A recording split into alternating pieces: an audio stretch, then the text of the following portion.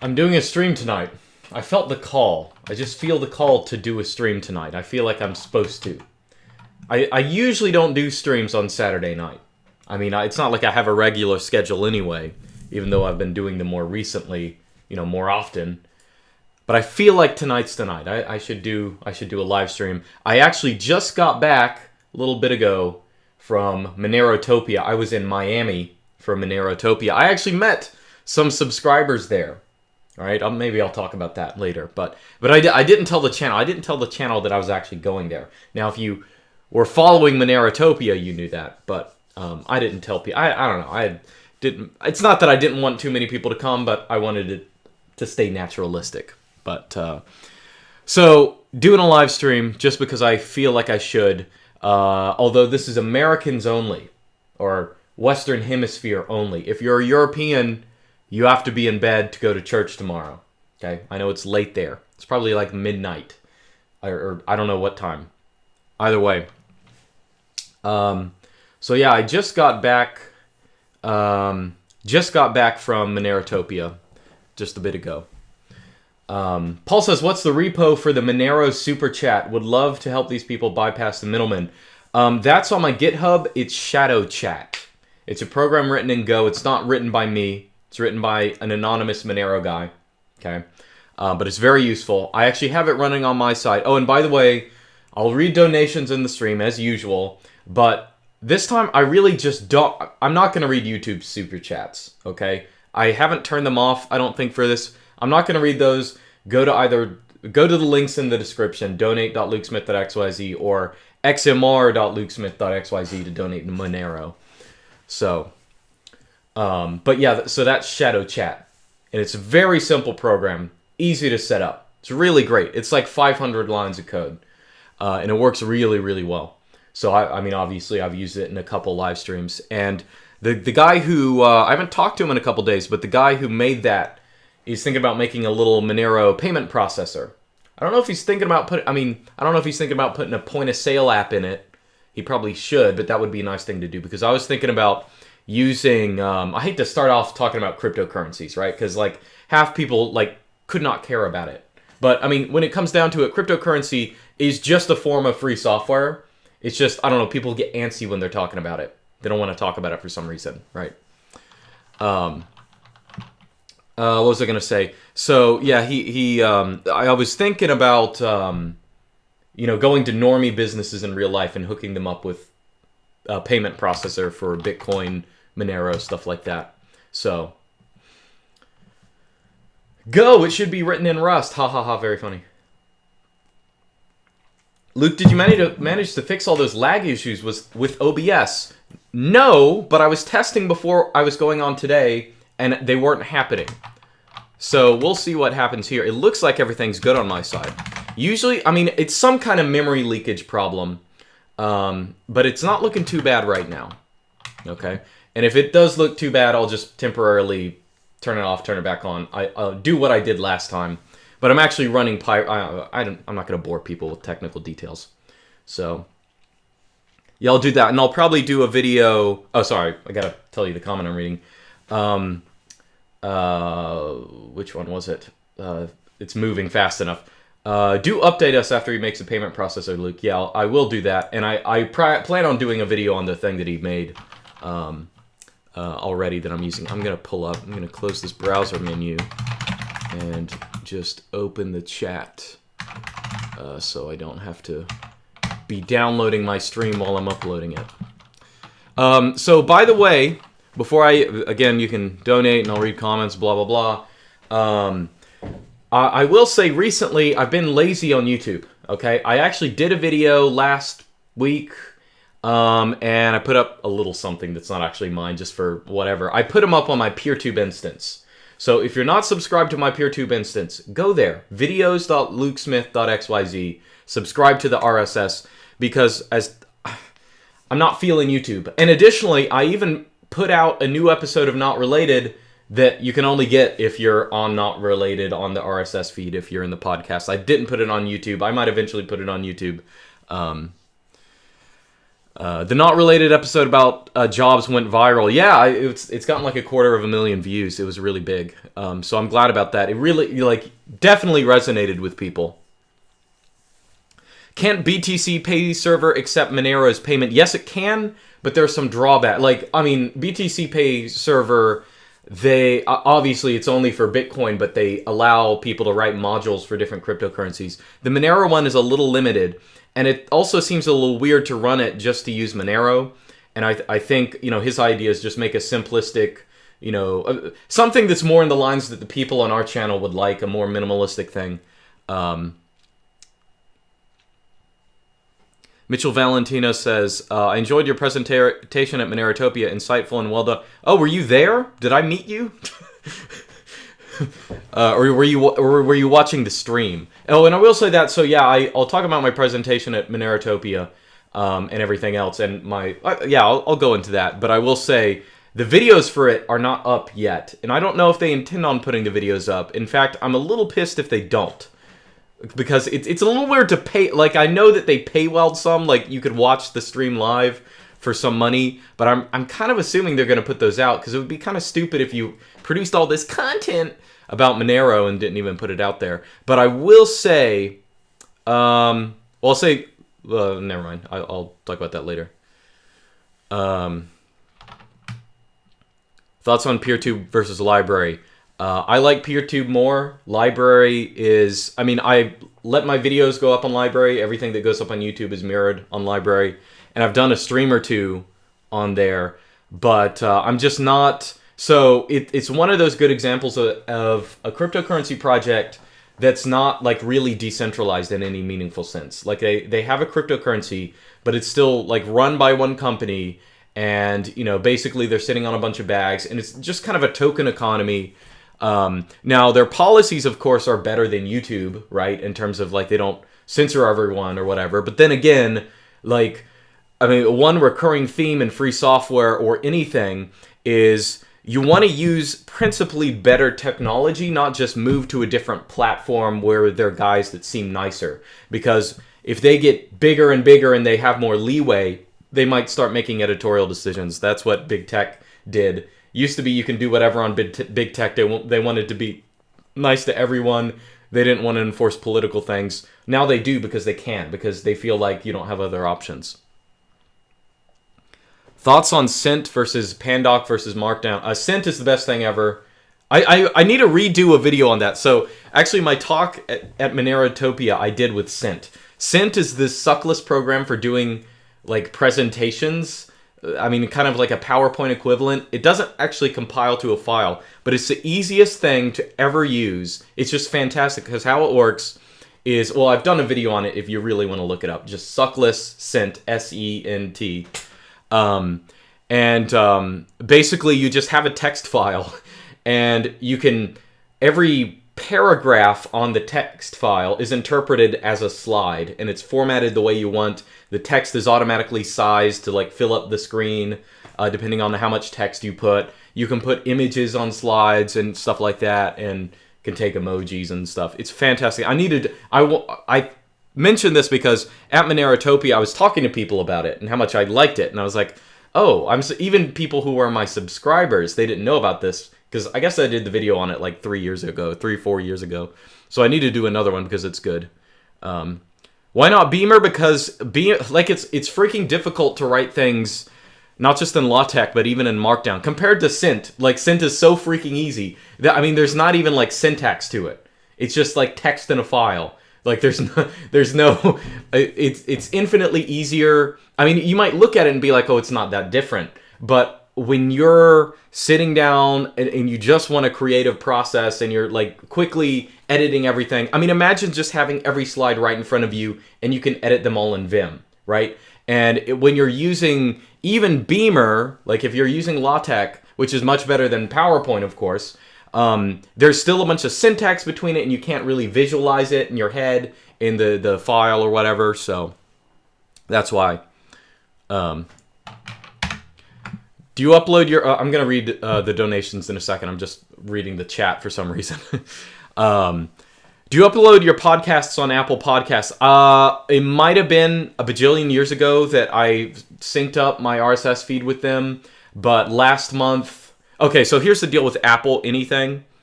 They suck, and I use OGG files for my audio now. This is actually on the FAQ, on notrelated.xyz/FAQ, FAQ. Apple refuses... They categorically refuse to be functional with free codecs and containers and stuff, just to be annoying. They used to be that way with FLAC, because FLAC is free as well. They eventually acquiesced to FLAC. But I use OGG because it's smaller size and it's better quality than MP3, but they refuse to be compatible for it. So it might be on Apple Podcasts still, but you might not be able to download the thing. And I get emails, this is why I put it in the FAQ, because I get people on using iPhones who are tortured by having iPhones. These like expensive devices that like can't even play a simple audio file. Like OGG has been out there for a freaking decade, and everything, like your Amazon refrigerator can probably play an OGG file, but Apple refuses to be compatible with them, you know? So, yeah, I don't know if it's up there. Either way, listen, Apple Podcasts and Spotify and all that crap, all of them are just literally front ends for an RSS feed. You should just be using the RSS feed. Like, get just any podcast app, type in the RSS feed, notrelated.xyz/RSS, bam, you got the podcast. Don't use, like, this is why it's so silly to use Apple Podcasts anyway, or any of that kind of stuff, because they're just paywalling things that are free. You know, they do have things that are specific, you know, to their platforms. But for most things, it's just, you know, I don't know. It's free stuff. Okay. So Nunez says, I made around 24,000 US dollars, a huge amount of money in my country, in crypto last year. And now lost it all but 1,000. Wow. Want to drop out of college. Can't get up in the morning. Haven't trained in 2 weeks, not motivated to practice coding or reading or doing anything. Help. Well, yeah, that's the irony of things. Because, you know, a lot of times it's better to, you know, what's the song? Owner of a lonely heart. Wait, no. Owner of a broken heart, much better than a owner. Wait, no. That's exactly the opposite of what I want to say. Like, it's almost better not to ever have it if you end up losing it. That's the irony of human psychology. But, I mean, you have to be stoic in a situation like that. I mean, obviously, well, firstly, you got to learn from your experiences. Because I don't know how you lose that much. Like, I don't know. Well, I don't know what your principle is on that. But being at 24,000 and then down to 1,000, I don't know. You were probably playing like some Dogecoin, like Ethereum gamble thing that hopefully you learn something about. But I will just, listen, when you think of things rationally, like in terms of, oh, look at all these decisions I made and lost money, you also have to remember, by definition, all of us lost money, or at least lost opportunities, and not, you know, buying Bitcoin when it was 50 cents. You know what I mean? So you shouldn't let this beat you up any more than anything else, right? Of course, I don't know. Now, you should drop out of college, but don't do it because you're emo about it. College is a bad thing to do. I don't know. Maybe in your country, you say you're not in America, but maybe in your country, college is like not as corrupt as it is in America, and there are valid reasons to be there. But yeah, and you definitely should train. Like, that'll make you feel better. But, you know, I can't tell. If you're in a rut, you're in a rut, and you got to get out of that, and I'm not going to be able to get you out of that. That's your onus is on you for that. You know, people hate to hear that, but that's how it is. Luke, I'm considering using a static site generator for my website. I'm very against the overuse of JavaScript. However, something like 11D lets me write my own website in Markdown with Node.js for the end user. Thoughts? I mean, static site generators are fine. Like, a lot of them don't use JavaScript. Like, obviously, like, I mean, probably the idea of a static site is not using JavaScript unless it's like, you know, the purpose for JavaScript that it exists, like little flourishes on a web page that don't really, you know, a lot of the problem with JavaScript is a lot of people like build websites that are JavaScript. Like, I'm not categorically against it, But like a lot of websites are just 100% JavaScript, basically. Like the content only appears if you are running JavaScript. That's the bad thing. But yeah, I mean, I don't know anything about 11D, but static site generators in general. I mean, the only annoying thing about some static site generators, like even things like Hugo, which can be used for very good things, is a lot of the times they will give you these extremely annoying defaults and templates that have like a million superfluous things that are actually kind of unreadable if you look at the source code. Now, theoretically, it shouldn't matter whether it's unreadable or not if it's a static site generator, but whatever. Let me see. Yeah, okay. Ooh, looks like I am not connected to the internet right now. Okay, I think it's moving a little bit. Yeah, I think my internet conked out for a second there. Okay, I think it's back. Okay, it's yellow. Yeah, sorry about that. I think my internet just conked out for a second. So I don't know if this is going through now. Okay, it says it's green. It may have just had a little mistake there. Okay, well, that's still the only donation. So let me go back to the chat. Okay, yeah, I think there are less people watching today because I'm not doing this at a Europe compatible time, and I did literally tell Europeans not to do. Anyway, I'll talk about Monerotopia. So I went to Monerotopia. Let me just check to see. Yeah, okay, I'm still green. I'm still green on bandwidth. By the way, I love football. Football is fantastic. That's a joke, but I love football. So what was I going to say? So Monerotopia was down in Miami. And I was suicidal. I drove all the way there. I don't know why. I mean, it's not like I could fly. But, you know, I drove all the way there, all by myself.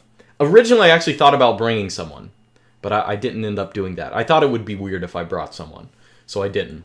So I went down there. And the thing about Monerotopia, it was actually on Thursday. Originally, I just assumed automatically, oh, it's going to be like over the weekend. But I should say, firstly, I was going to speak at Monerotopia because originally Kevin Wad, who I did an interview with a couple weeks ago, like a little, I don't know if it's really an interview, but we just kind of talked about things. He originally was going to present at the talk, present at the conference, just kind of a general like Monero hype, just like, you know, why people need it, which is kind of preaching to the choir there, obviously. But he had visa problems or like, I don't know, vaccine, you know, he had to fly in from France and couldn't do it, like, or something like that. So he suggested I take his place. Either way, so I agreed to go out, and so I did, and it was pretty nice. Oh, we're red again. We're red again. This better be going. Okay. All right. Yeah, we're green again. So yeah, anyway, so I went out to Monerotopia, and it was pretty nice. It was only one day. So it was a one-day conference, but it was like from 7 in the morning to like 11 at night. And it honestly felt like I had been there weeks.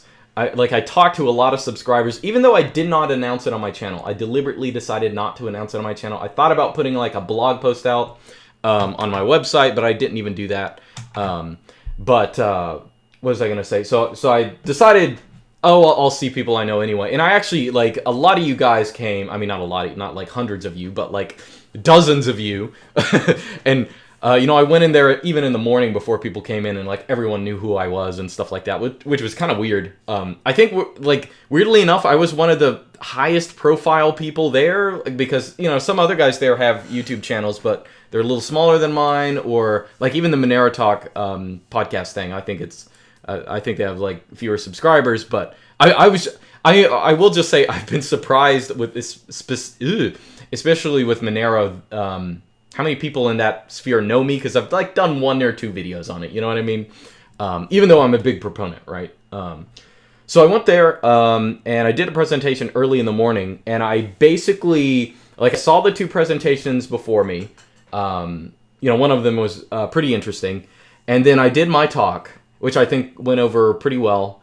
And then the rest of the day, so they had like one conference room where all the presentations were, and then kind of bar areas out to the side where people were just hanging out while the conferences went on. And for the rest of the day, I basically... I don't want to waste my time talking if it's not going through. Okay, we're back. Okay, so anyway, what was I talking about?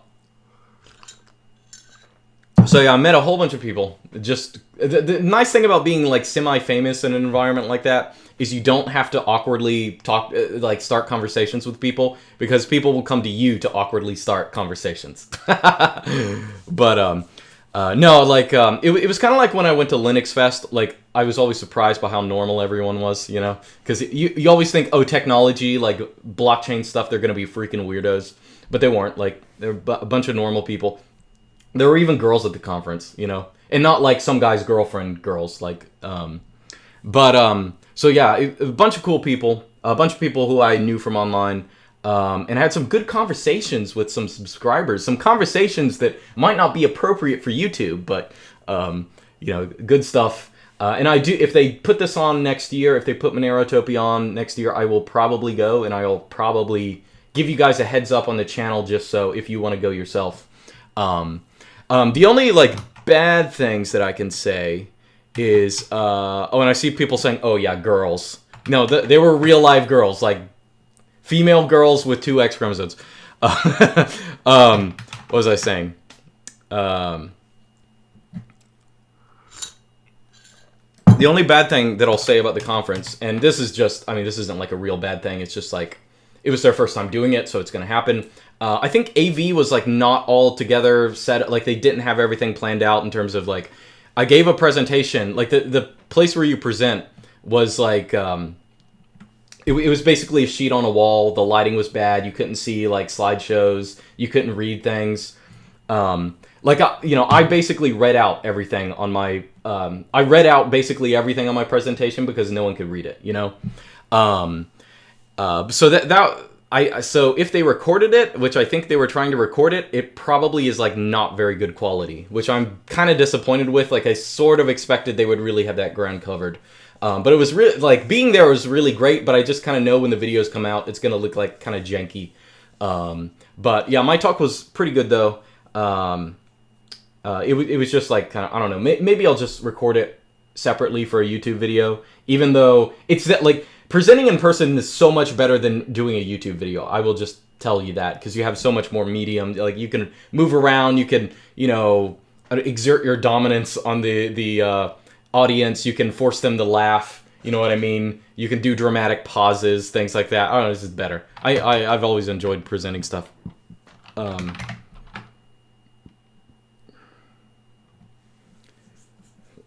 Lol. People still amazed at the girl thing. Actually, I will say, the only talk I did see after mine is there was this girl doing a project on... Well, actually, there were 2. The one I watched fully is there was a girl doing a project on... I was kind of interested in this. An Ethereum and Monero atomic swap. So I watched that. And I think I talked to her afterwards, and she said it might be done within like 2 months or something. We'll see. But, you know, you can't talk that up. Otherwise, it'll make people nervous, right?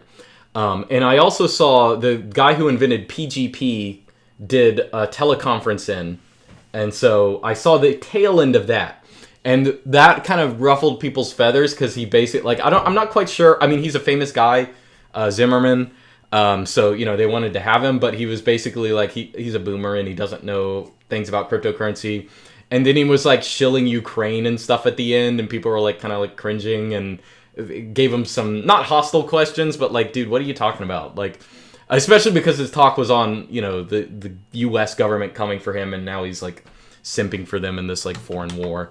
But yeah. Weird that no one saw Mental Outlaw while Monerotopia was going on. Yeah, isn't that interesting?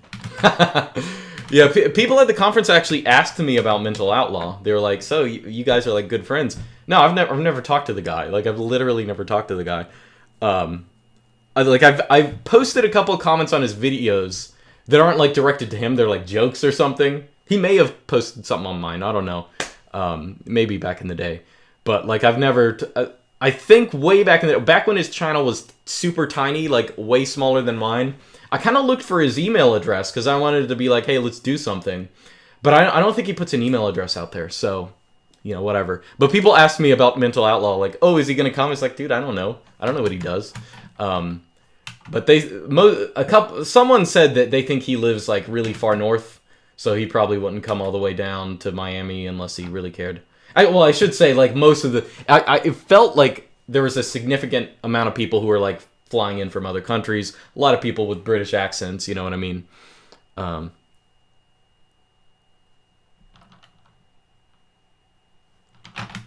Okay, let me check donations. Cam says, Luke, do you still practice Chinese? Have you forgotten a lot? I've been using your guide on your website, and I've been studying extensively for about 2 years. Well, that's great. I was just curious how you keep track of all your languages. Chinese, what I usually find, I don't find you ever, like, forgetting a language, like, that you really know is kind of like forgetting to ride a bike. Like, I don't think it really happens, but sometimes the first time you start doing it again, you'll be slow. You'll be like, oh, shoot. Like, how did they say? Oh, yeah, that's right. You know, it'll gradually come back to you. So I don't... we're red again, sorry. Red bandwidth, I'll wait till it... Okay. It's kind of going. Okay, it's yellow again. I should just check these recordings to see, like, when things actually break down. But either way, yeah, I don't feel like people ever really forget languages, but you do get, like, kind of rusty. Like, your joints get sore. Like, and so if you go a long time without talking... Like, I went a while without ever speaking Spanish until... maybe a year or so ago when my cousin needed me to talk to some, like, Mexicans who didn't speak any English. And I just remember being like, oh, I totally forgot. Like I didn't forget things, but it's like when you restart, it's like, oh, yeah, that's how you say that, right? Actually, it was kind of the same way in Miami.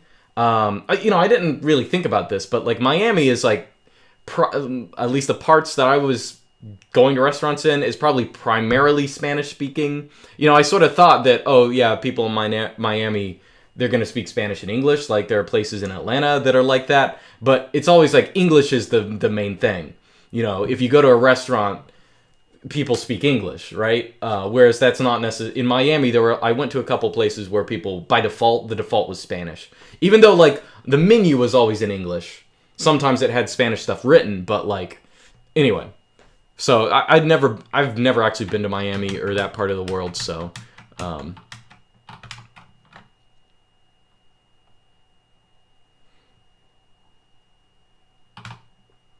lived in South Korea, forgot most of the language. Well, yeah, it might depend on when you learned it, something like that. I had a friend I knew in high school who said he grew up in Brazil, but he had forgotten Portuguese totally. So, I don't know, maybe it's possible. I do not feel like I've ever forgotten a language. I mean, maybe if I was, like, more I don't know. With Chinese writing, there's a lot that I forget. Or, like, I'll be like, I know this character. I learned this character. But, I gotta remind myself what it is. Sometimes that happens. But with, like, the spoken language, I never felt like that was a problem with me. But then again, like, I don't know, maybe like once I learn a language, I never have, like, a big trial afterwards. But I mean, the most Chinese exposure I have nowadays, because I live not around Chinese people, is I do actually watch a lot of Chinese film. But I do usually watch them with English subtitles. But, you know, I can understand about as much as I did, you know, when I was learning it. Like, it's not like I regressed or anything. I thought they spoke Yiddish in Miami. Oh, well, that's actually funny. So in where Monerotopia was, it was in, like, the Miami Beach Women's Club, and it was literally in the shadow of this giant Jewish high school that was to its north, and then there was another Jewish private school on the west. And so the day before, when I got into town, you know, I just went to scope it out just to see if someone was there. Ends up like they weren't there at the time. I think they got in later in that day. But it was like all these, like, Jewish kids just all over the place. Like, it's like it was in the Jewish section of town. And so yeah. So it was a funny place to to just be around. So it was a massive, Miami does have huge amounts of Jews.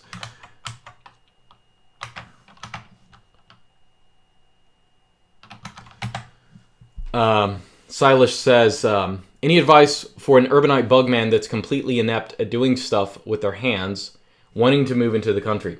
What kinds of basic skills should one have before actually moving to the country based on your experience? You don't need anything. Like, living in the country by itself, okay, let's say you move to the country, it's not like you magically need to be some freaking lumberjack that's doing chores. You still have all the modern, I don't know, leisures and like you can live an urban lifestyle in your house. It's not like you need some extra skill to just live in a country.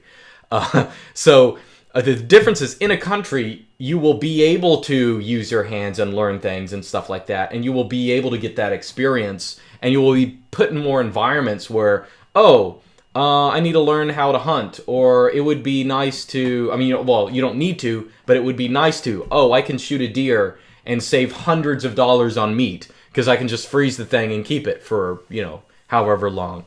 Or, I can do this or that. Like, your potential increases, so you'll learn how to do those things. I think you're asking that from the idea that you have to, like, train for real life. In reality, real life is the training, okay? So, yeah, don't wait for, I have to get some kind of skill for that. You don't have to worry about that. Drew says, do you have a Patreon or other membership group where you make announcements in advance that you're going to have a live stream? So I've been bad. No, I definitely don't have a Patreon. Or actually, technically, I do have a Patreon account. Do not subscribe there. I'm actually I used it for like 2 months back in 2018. If you really want to give me a monthly donation, do it on donate.lukesmith.xyz. You can say monthly and donate, okay? And I don't paywall anything because I don't like the idea of paywalling, because I'm not about, like, for me, it's not about, let me do this so I can get more money from people. Like, when I put out videos, it's like, I do them for a reason. Like, I do them to, like, communicate something, and I think it's like putting your light under a bushel to say, you gotta pay for this. That's not what I do. So I used to be better. In fact, what you should do is just subscribe to my RSS feed, okay? Because I do put updates there. I'll put blog posts and other things. I haven't been adding many things recently, but at least traditionally I would post if I'm going to do a live stream. But the past couple times, really since I've gotten internet at my house, I haven't been in the habit of doing that. I'll just be like, I'm just going to do a live stream. So the answer is there's nothing right now to do, although make sure you're subscribed to my RSS feed, because, I should probably put things there. I think I said...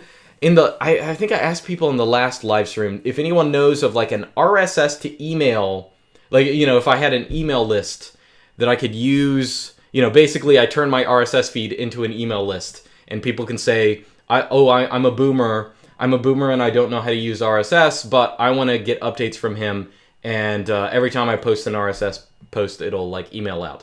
That's what I would like. If you know something exactly like that, tell me. So, let's see. Other comments. The Quest says, hey Luke, love your vids. And I'm studying your Landshed site to a T to set up an idea I've had in mind. I'm currently working full-time as a pen tester and want to advance my career as a red teamer. I don't know what a red teamer is. A pen tester, for those who don't know, is someone who... It's like penetration testing, like basically seeing if people can hack stuff, right? I'd love to hear your take on in-depth OSINT. Oh, actually, that's an acronym I do not know off the top of my head. Or I probably know it. Here, let me think about it. OSINT. Or does every letter... Let me just search it. See, as you can tell, I'm not big into this environment... Because I'm open source intelligence, of course. It would be something simple like that. Or even break it down for normies, as I've shared your vids with not so technically minded family and friends. Yeah. Well, okay. Open source intelligence, I'm not quite sure what that's supposed to mean, though. So, well, let's look it up. Let's get some Wikipedian information so I can give some answer to this question. It's a collection and analysis of data gathered from open sources. Blah blah blah blah. Okay, yeah, makes sense. Well, I think it's creepy. I will say that. I do think there's a lot of information on the internet about people. And I've never gotten involved. Like, I've thought about doing videos on, like, voter records and stuff. And, you know, as an example of what you can do with that. But that is, like, such a big... I mean, it's insane that a lot of that stuff is online. You know what I mean? But I've always felt weird about it. And I think that's one of the reasons I don't... I don't do things like that.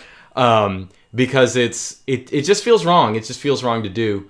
But that's with publicly, that's like personal data. Obviously, you can have openly available data aside from that. And, you know, there are interesting things you can do with it, but it's just not something that I do that much. You know what I mean? Unless you can give me a specific example of what you're thinking of, like, I don't know. I'm trying to think if there's something I've done videos on that's like similar to that. Yeah, I don't quite know though. Joel sends in a donation too. He says, you better go check out the midnight Pascha service at your nearest church. I know it's far, but it's worth the drive. Well, I will actually be going to a Pascha service this year. Funny you should mention that. I will probably do a video when I do, because it's going to require a lot of traveling.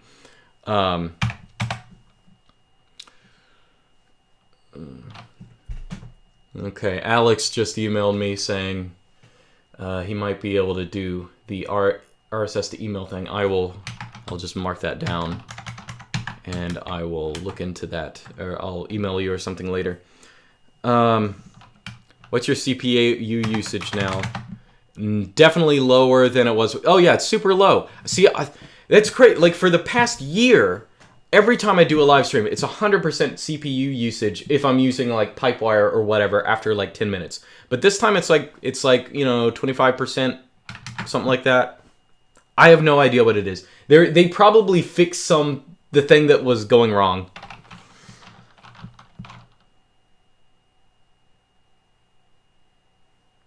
Robert Steele created the term open source intelligence. He was ex-CIA, died recently.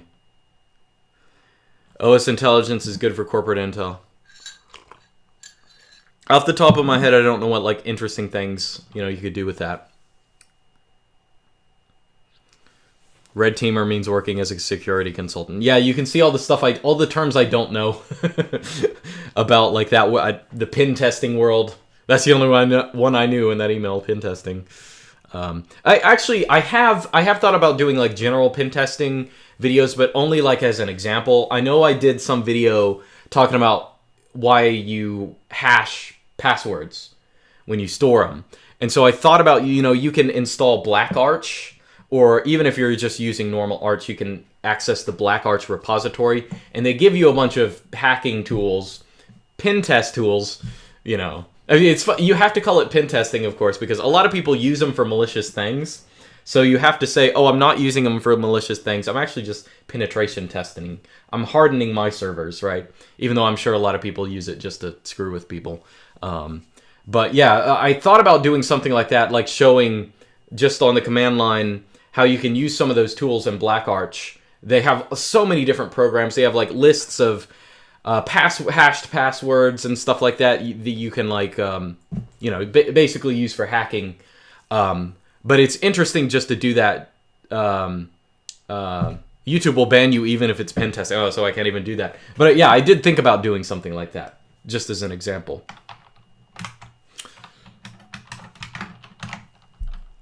Because it is an interesting world, and it is important for people to know when it comes to passwords, you know, why you need a password the way, you know, why you need a password of a certain complexity, and, you know, how things work. And, you know, if people understand that, it is infinitely better for their own life.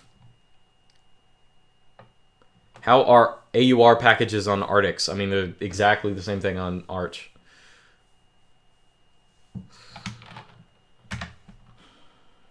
Yeah, I've never actually looked up any pen testing videos, but maybe that's because they're all banned. Okay, I'm a little disappointed no one has given a Monero super chat.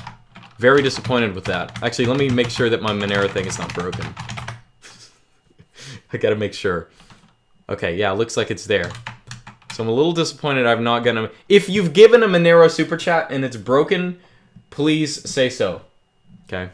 We're moving to all open source software, and that means using cryptocurrency as opposed to, you know, traditional donation things that require a million proprietary platforms. Maybe a Peertube exclusive. I guess you are talking about the pen testing thing. Maybe.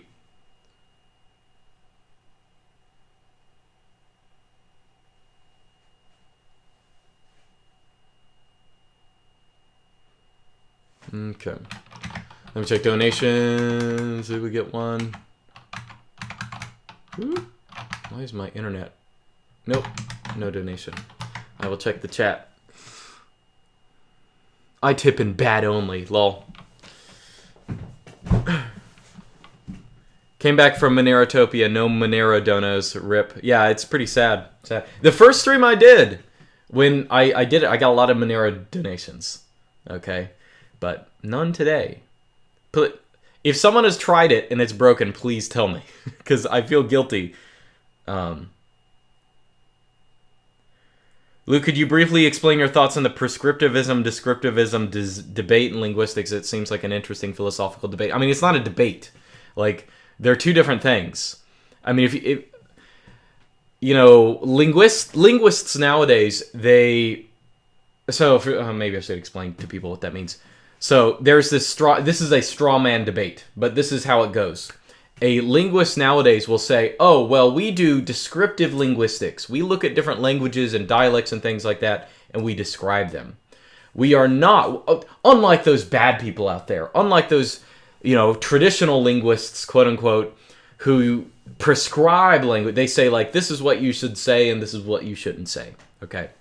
It's a straw man argument because, like, I mean, well, firstly, linguists nowadays care a lot. You know, they have prescriptivism. It's not like, it's just not the prescriptivism that people used to have, right? So, if they say, oh, you can't judge someone for how they use language, okay, well, call, I don't know, if a man is wearing a dress, what pronoun do you refer to him as, right?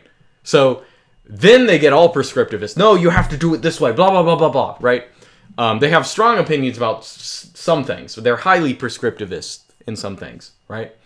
But anyway, it's not like, it's just you can analyze linguistics on a descriptive level, and that's what modern linguists usually do, and that's what linguists in the past did as well.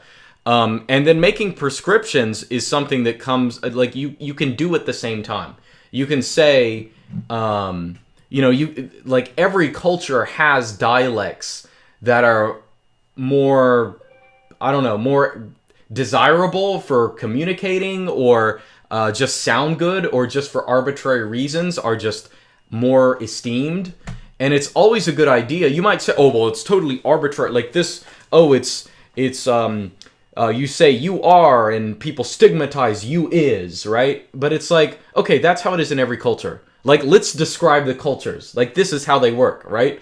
I make it a descriptivist judgment that in all human cultures, there are prescribed and, I don't know, stigmatized forms of language. And that's nothing weird about that. And so these people are kind of pretending that that's a bad thing or something because they don't like it, you know. It's just silly.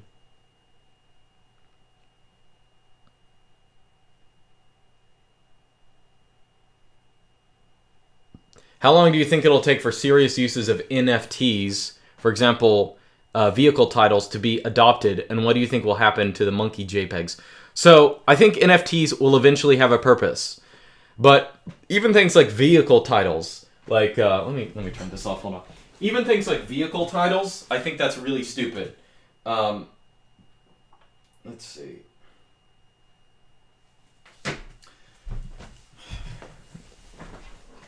Someone says the super chat thing's broken. Let me check this. status.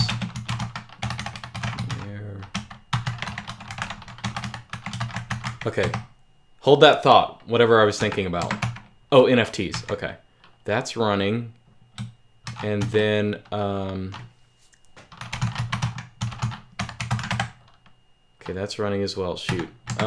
Maybe the Monero thing is broken. I'm sorry, guys. I'm just going to restart it lazily.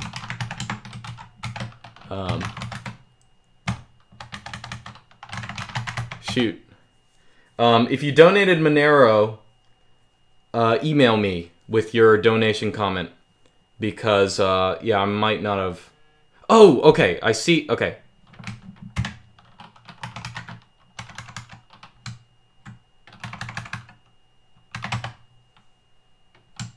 Okay, it looks like they're showing up in the logs, but they're not emailing out. Okay, so Eric says oy vey. Uwu says hi. And Crypto Bear says... okay. So I can see them in the log, but they didn't send the email out. Oh, you know what? I probably just changed my freaking email password. Dr. Basin Redpilled 42069 says, Aloha Snack Bar. Welcome to the Muslim Brotherhood. Thank you for that Monero donation. Crypto Bear says, it was nice meeting you in person. Oh, yes, I met Crypto Bear. We actually went for a little walk. It was late in the day. Like, he had been standing up selling shirts and stuff. Crypto Bear, he like, I don't know, he makes some music, Monero-related stuff. So he was standing up selling merch all day, and I was standing up talking to people all day, and I was freaking, I don't know about him, I was freaking pooped. But we decided to go walk around. He just wanted something to drink, and I got a sub somewhere. Anyway, it was nice seeing you in person. Now for sure, I know you aren't oh shoot, man, now it's not showing up. Sorry, let me check the log.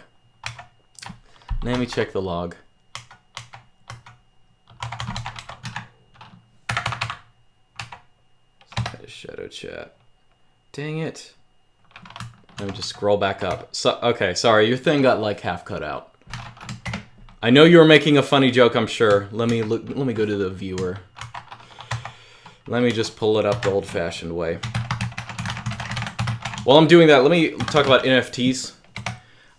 So yeah, a lot of people say, oh, NFTs are eventually going to be used for like things like, you know, car titles, like vehicle titles, like property, things like that. I just don't believe that'll happen. Because when push comes to shove, like maybe they will at the beginning, but when push comes to shove, if you, you know, let's say I have an NFT that represents my, I literally cannot do two things at once. I'm literally retarded. Hold on, guys. Technical difficulties here. I'm going to come back to Crypto Bear. I'm going to come back to NFTs. I just got to do this. There it is. Okay, so...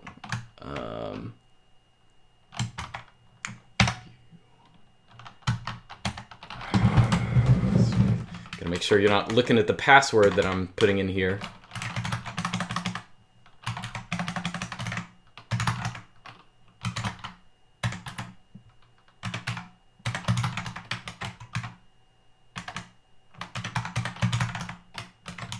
Not like it would really matter, because then you'd just be able to see my,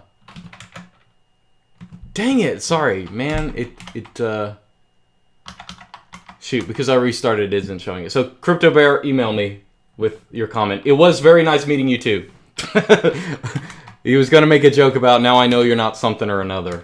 I did not read the end of that. Sorry, I will fix my stuff. If you donate there... I think I should be able to view it now because I'm just looking at the back end. Yeah. Yeah, I forgot I changed like some email things. Your password is Hunter06. Oh man, he knows it. Dang it. All right. What was I saying? So NFTs though, in real life, like if I had an NFT that's supposed to be like my ownership of a house or something like that, and you come and you steal the private key for that, like you steal the NFT, is realistically speaking, is a court going to say, oh, well, he has the private key, therefore this house is his? Like that's stupid. Like that's not gonna happen. Like NFTs, in at least in that respect, can't do anything better than what real life law is already doing. You know what I mean? It's not like any big difference. So it's just like adding an extra layer of stupidity that doesn't really matter. Like, you know, cryptocurrency is basically a bearer bond kind of thing, and an NFT is going to be a bearer bond as well. And, you know, that just means something that the person who owns it is the one who has it, right? The one who bears it. It's a bearer bond. And people don't want, like, dude, if I give you my car title, just physically give it to you, it doesn't magically make your car mine, right? Legally, that would not stand up in court if you, like, stole the title out of my house, right?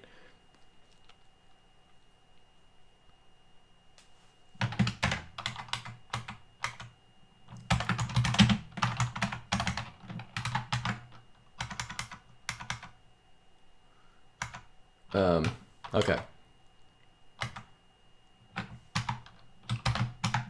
Okay, I am going to,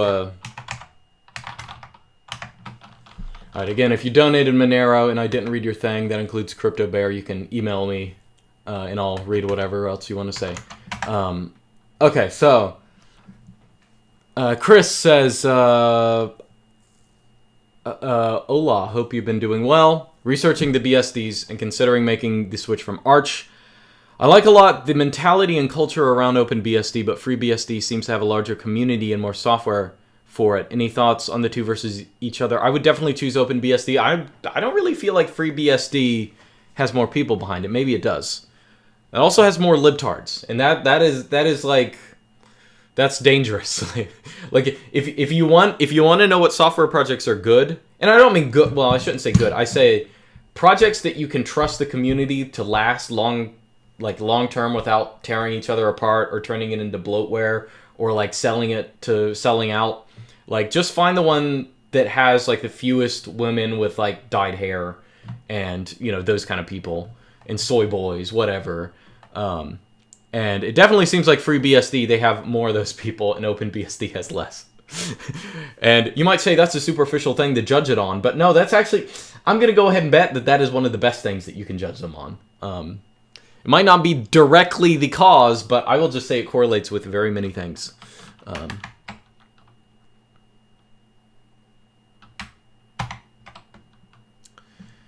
Okay. Another donation. Hi, Luke, I'm from Indonesia. Recently knew you from your Linux videos. How do you motivate yourself to learn hard things? I know the comfiness of Microsoft Linux. Linux is tempting but hard. Like having someone pulling the rug out beneath your feet. This question perhaps also applied to the learning of things like PGP, data structures, etc.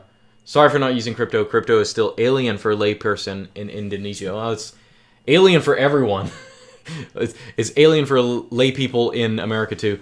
I don't know. Like, I wouldn't force. Well, depends on your life situation.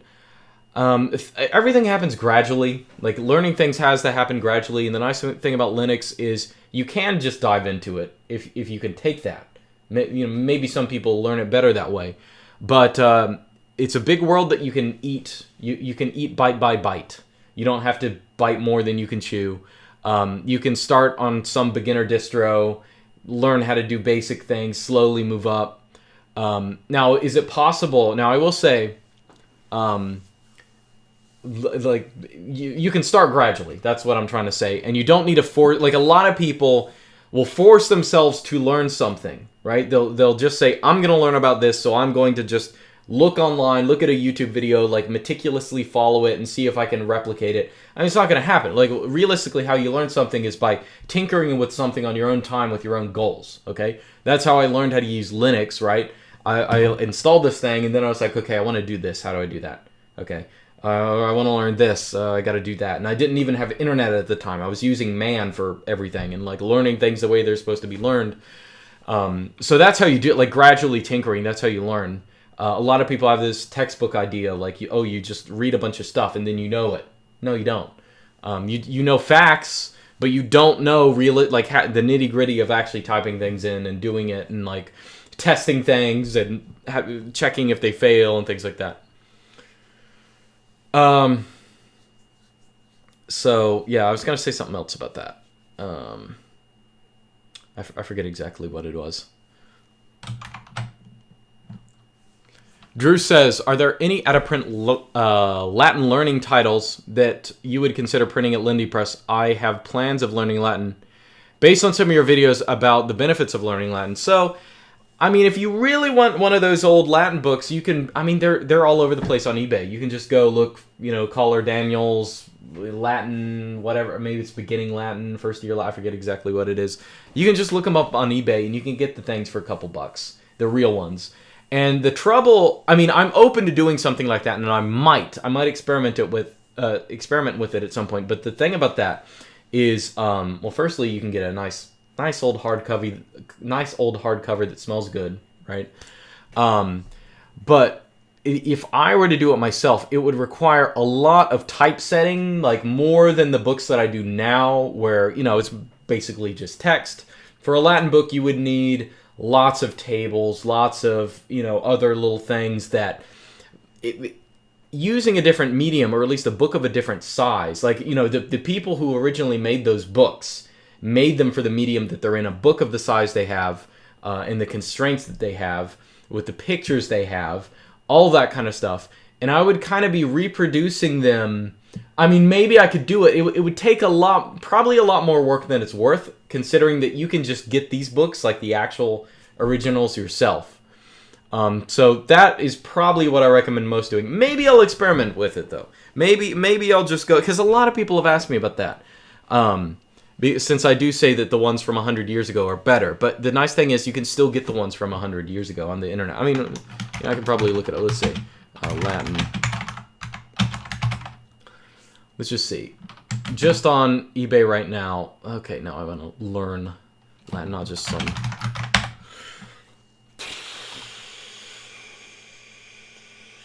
Okay, we'll just say beginning Latin. Actually, some of this is sucky. Some of it's like stuff from the 60s, 70s. You got to get something from like 100 years ago. Let's say Caller Daniel. Let's see what comes up there. Maybe there's just a lot less now than there was when I was looking for him.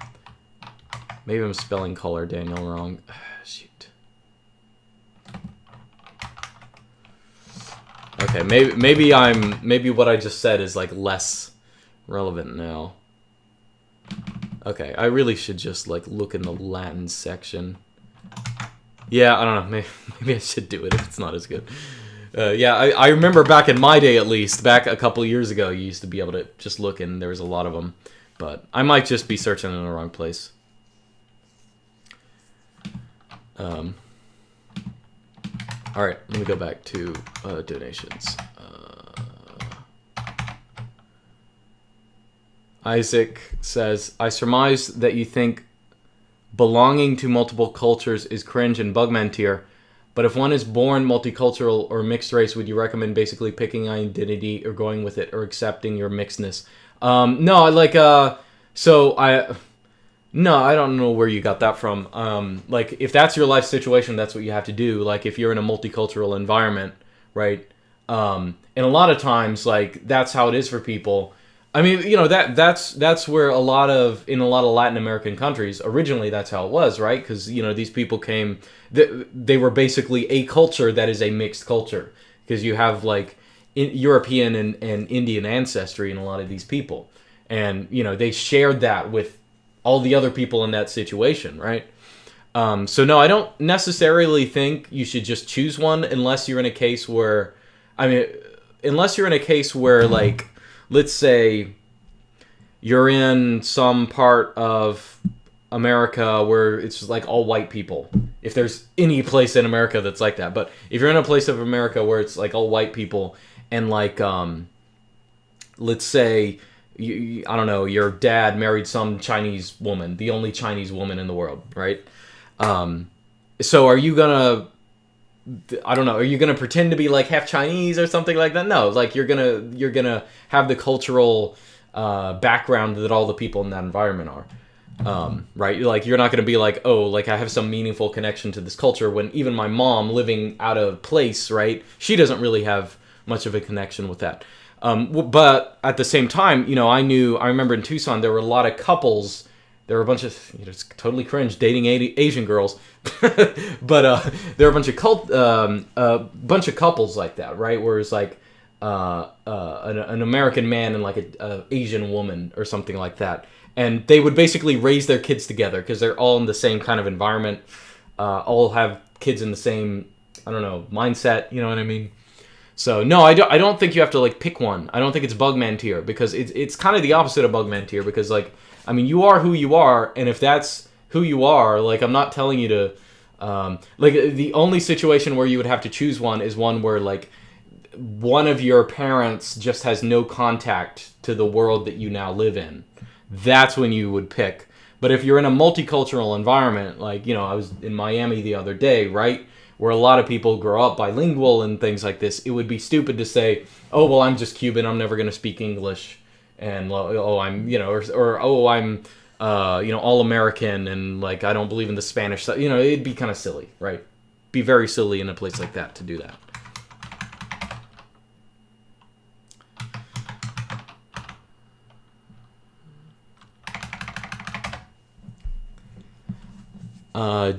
Jaws says, hey, Luke, thanks for all the content. 2 questions.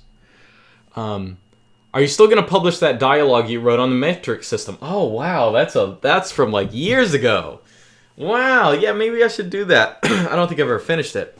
But, yeah, a long time ago, I wrote this dialogue. So, one big thing, people will throw a fit. I'm going to say this and people are going to throw a freaking fit, because they always do, especially Europeans. Actually, especially Americans who think they're freaking smart.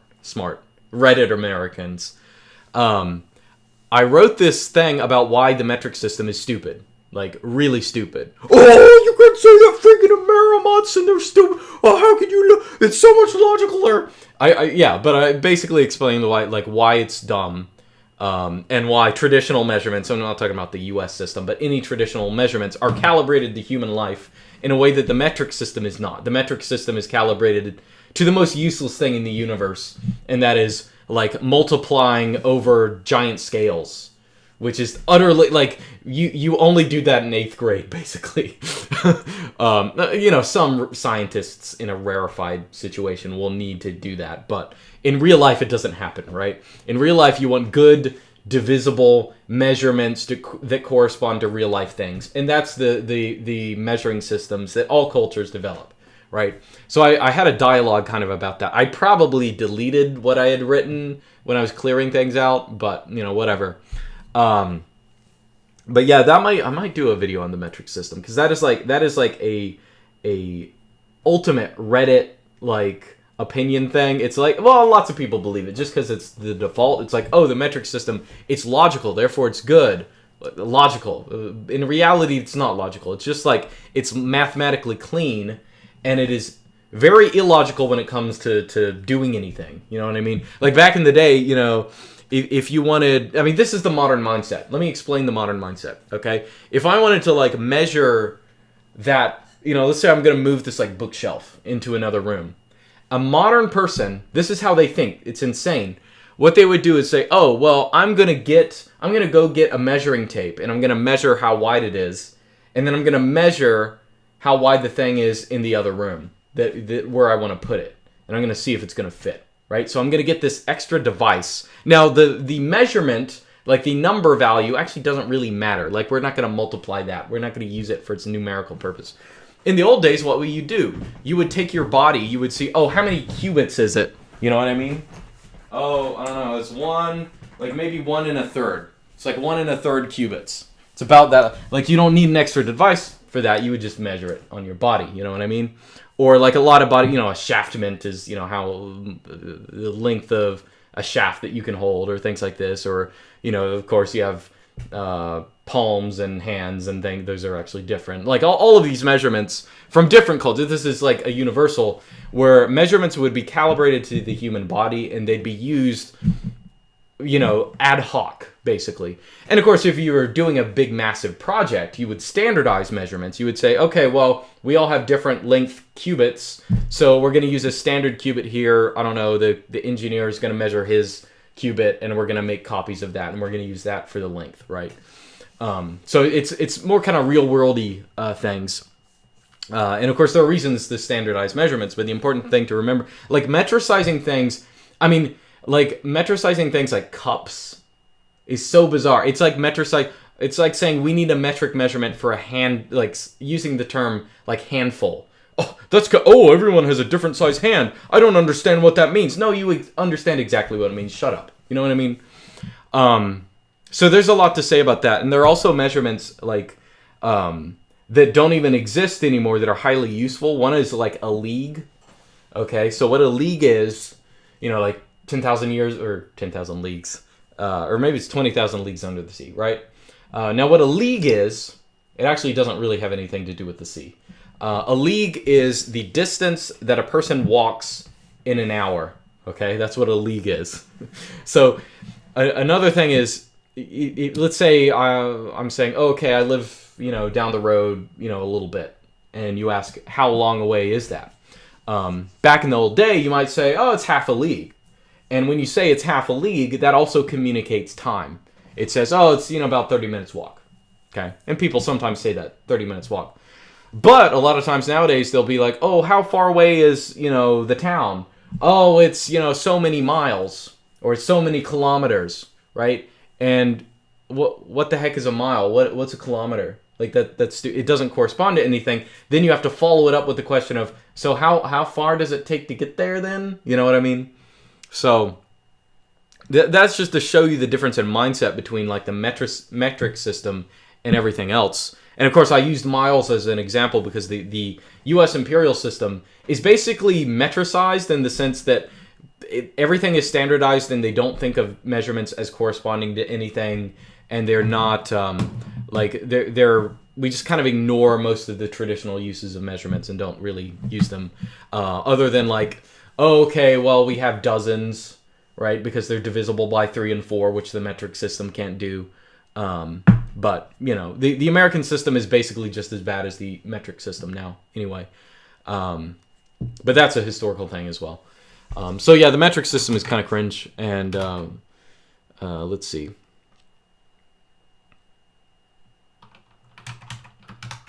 You don't know what a mile is, Luke? No one knows what a mile is. No one knows what a kilometer is. They're not intuitive measurements. They don't correspond to anything. Okay, that's the point. Measurements in traditional measurements systems correspond to real life things that people can understand. A mile and a kilometer is an abstraction. A mile, you know, comes from, oh, it's like 1,000 paces, theoretically. And then it's been stamped. No one even thinks of it as 1,000 paces. And that's not even a very meaningful thing to say, right?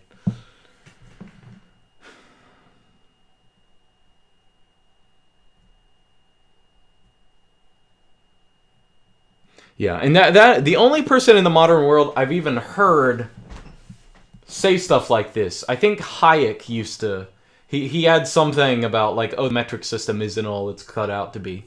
But I don't actually know where he wrote that. I've just heard people allude to it. I remember reading this like compendium of Hayek, like writings on Hayek, and people alluded to it, but I never wrote down the reference. So if anyone knows that, tell me that. A kilometer is 1,000 meters. Okay, that doesn't mean it. Like, I don't think you're getting the point. Or maybe you're just being stupid. Like, you know, just being funny. I know that a kilometer is about where I am after jogging 10 minutes. That's fine. I mean, in the same way, like, but that's happenstance. You know what I mean? In the same way, in America, right? You know, a mile is about how long it takes to drive in a minute.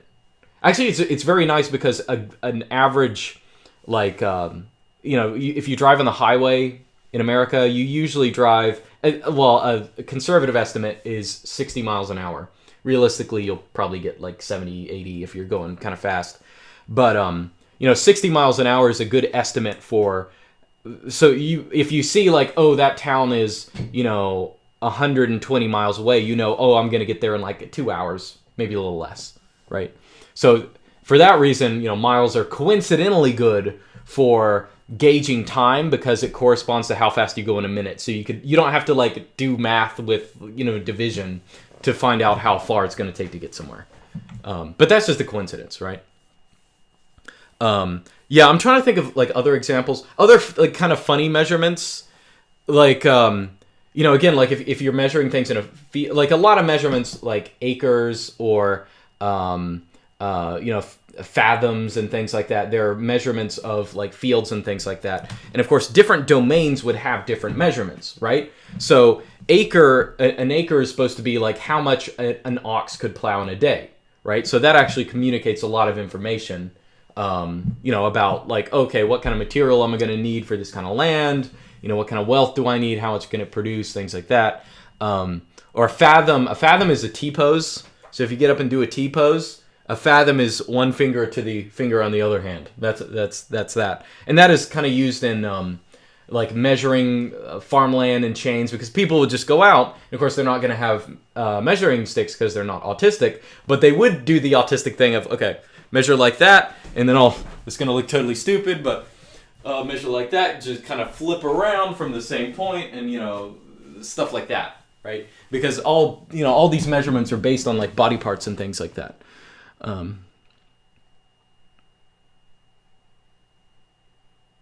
1 liter of water equals 1 kilogram equals 1 dm cubed. Yeah, see this is exactly the thing with the metric system. No one cares. Like the metric system is good at scaling things, which no one ever does, except for in extremely rare scientific uses, or when scaling across like, you know, liquid to solids and things like that. Things that no one uses. Like this is the insanity of the metric system. You throw everything out the door, and then you have this like logical looking system that does useless things very well. Now, I'm not against the metric system existing. And in America, of course, we use it for scientific things because it makes sense to use it there. It's not an either or thing. And this, you know, as I just said, there would be different measurements for different domains. It makes sense for the metric system to be used in a scientific domain where it's important to do things like that, right? It doesn't make any sense to like measure, you know, I don't know, like measure something in your real life with the metric system. You know what I mean?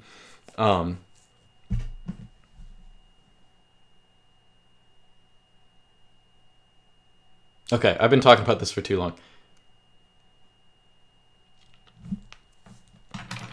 I have not read donations in a while. I should probably check. Okay, Crypto Bear sent a message. He encrypted in PGP. Let me decrypt it.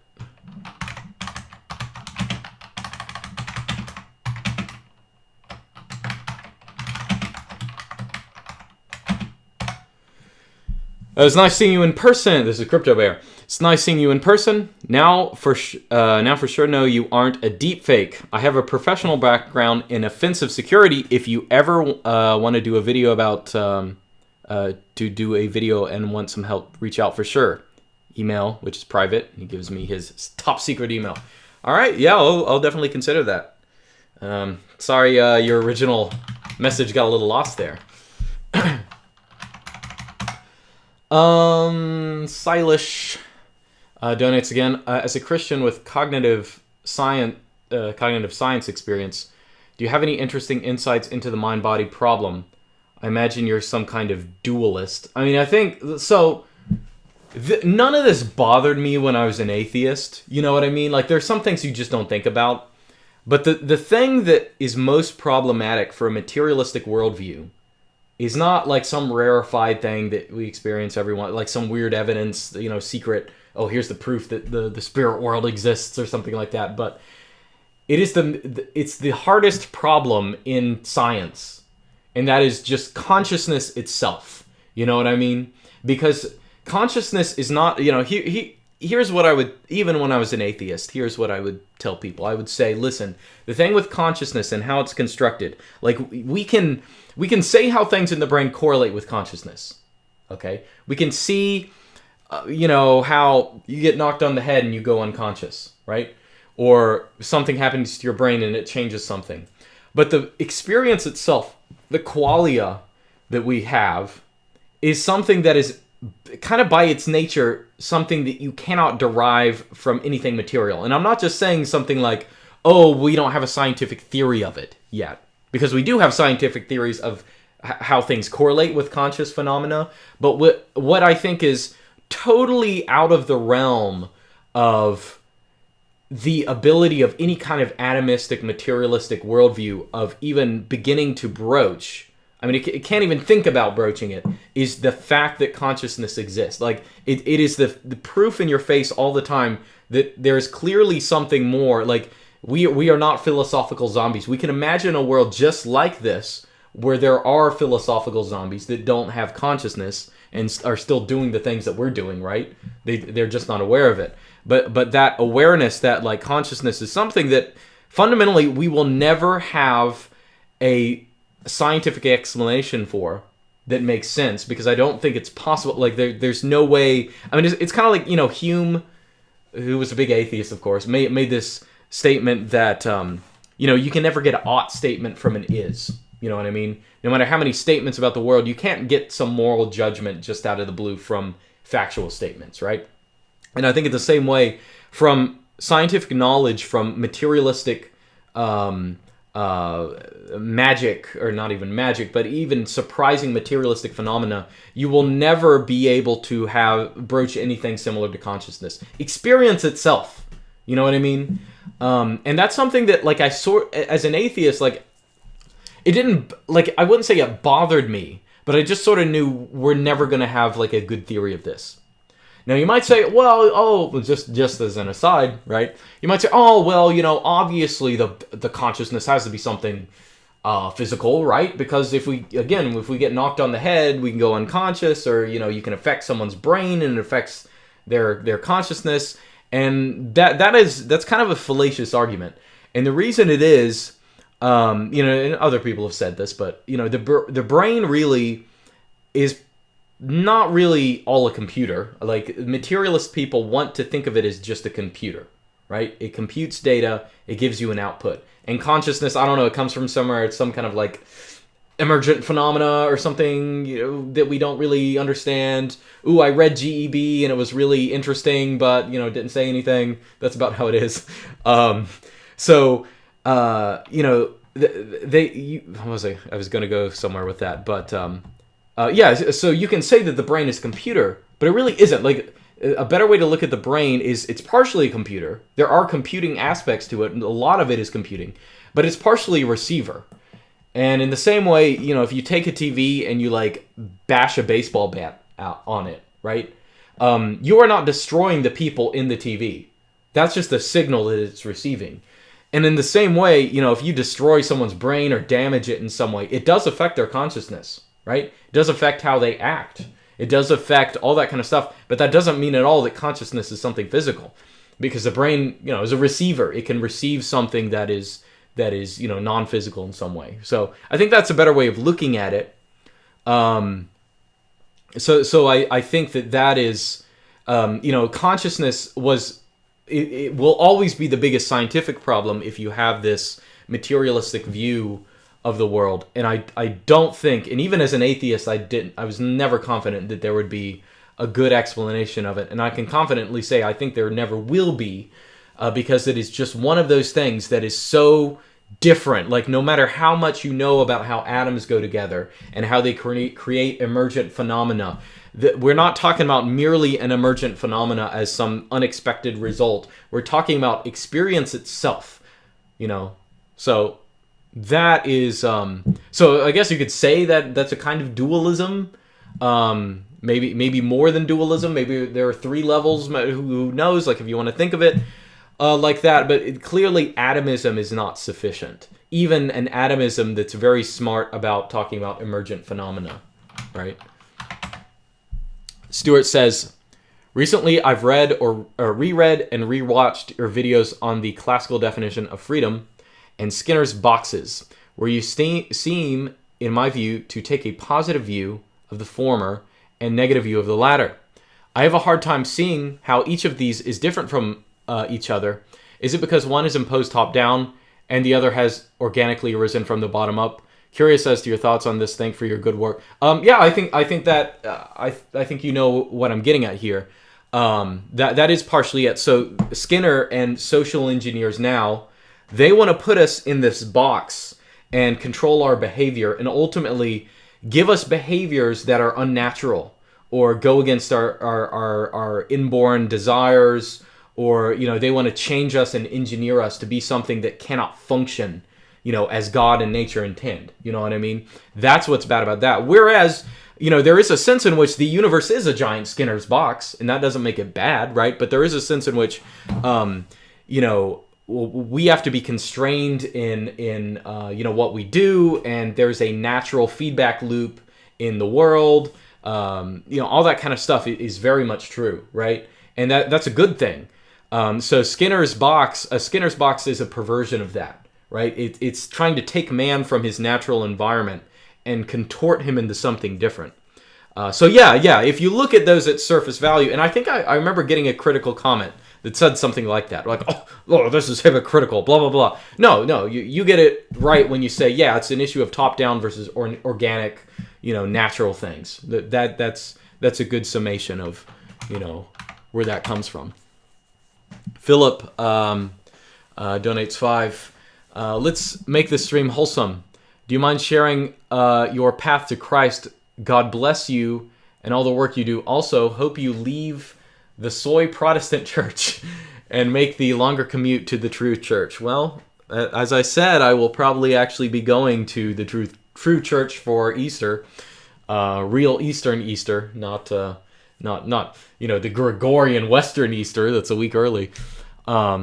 So that's a long story. The path to Christ, that's a long story. Obviously, I grew up in a Protestant church and things like that, and was baptized and all that kind of stuff. But I feel like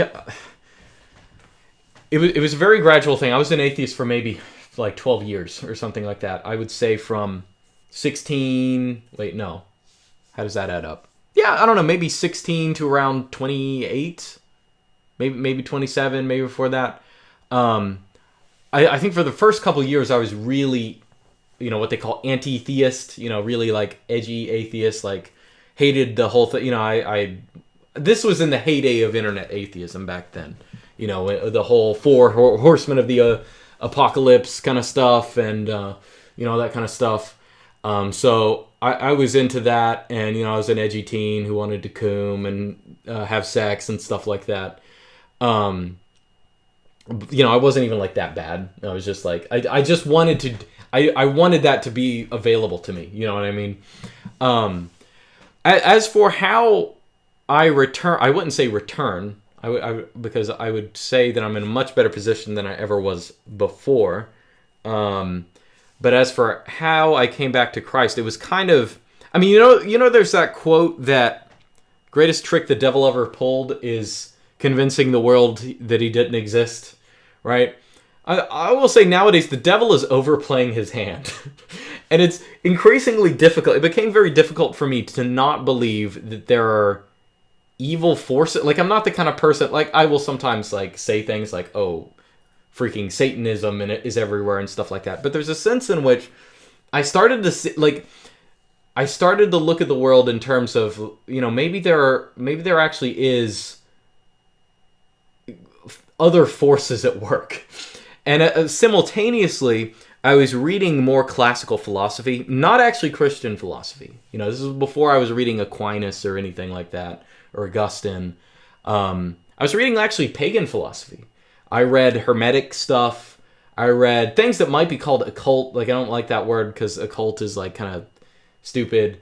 But like classical philosophy, like Platonist stuff, Hermetic stuff. And it was weird, as an atheist, I was reading this stuff and eating it up. And there were two things that I started noticing. Like, one is that how sensible and scientific I thought this worldview was, right? It's different. It's different from us, right? But how sensible it was.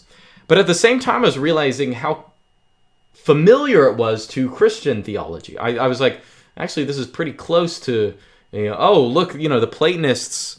The Platonists have this kind of Trinity thing too. Like, that's a philosophical concept to them, right? Or The Hermetics have all these ideas that are similar to the Trinity, the Logos and all this kind of stuff. And so I was more familiar with these philosophical, like that kind of served as a bridge for me to say, you know what, maybe I should reevaluate Christianity seriously. Because when I grew up, and for the many other people who grew up in Protestant churches, like high church Protestants are probably worse because they basically like worship homosexuality. But low church Protestants who at least have semblance of being Christians, right? Where Southern Baptist kind of people, right? If you grow up as a Southern Baptist, I wouldn't say they're like anti-intellectual, and I wouldn't call them dumb. But there's like no narrative, like there's no, like a religion, a long existing religion, and this is how Christianity was for its history, appealed to the stupid and appealed to the smart. It could appeal to everyone because you can understand God at different levels, right? If you are a brainlet, if you are a grug, you can understand God as a dude in the sky, right? He's in the clouds, he's like us, maybe he has a beard. Now obviously that is theologically false, but it's an appropriate way to talk about things. That's how the Bible talks about things, right? Whereas for Southern Baptists, the historical and theological background of all of this is just like it's ablated from their mind. It's just like lobotomized from them. So what happens to so many Southern Baptists is they get kind of brainlet. I mean, I shouldn't even say brainlet, but they get the simple stuff, and they can clearly be like, oh, this is obviously not true, right? This is like just silliness, right? The God, I don't know. You can think of your typical atheist arguments and things like that for this kind of clumsy Christianity, right? But that's because in the past, there was always this understanding. Again, when Christianity came to Europe, it didn't like come as some kind of alien thing. It gradually filtered in, partially in relationship to the philosophy that was pre-existing at the time, where people had this idea. Well, Greeks were going through this idea that, maybe individual gods don't exist. Maybe there's just like one god behind them all, kind of similar to what some Hindu nominal polytheists believe nowadays, right? So all of that is to say is that, one of the reasons a lot of Christians leave the church is because they only get kind of the 100 IQ person view of what God, is supposed to be, which is not a full story, and it's not a sufficient story for people who are more introspective. So they have to find autism. They have to find that philosophical grounding, and a lot of Christians now are not fit to even understand it, but or they have no connection to it historically.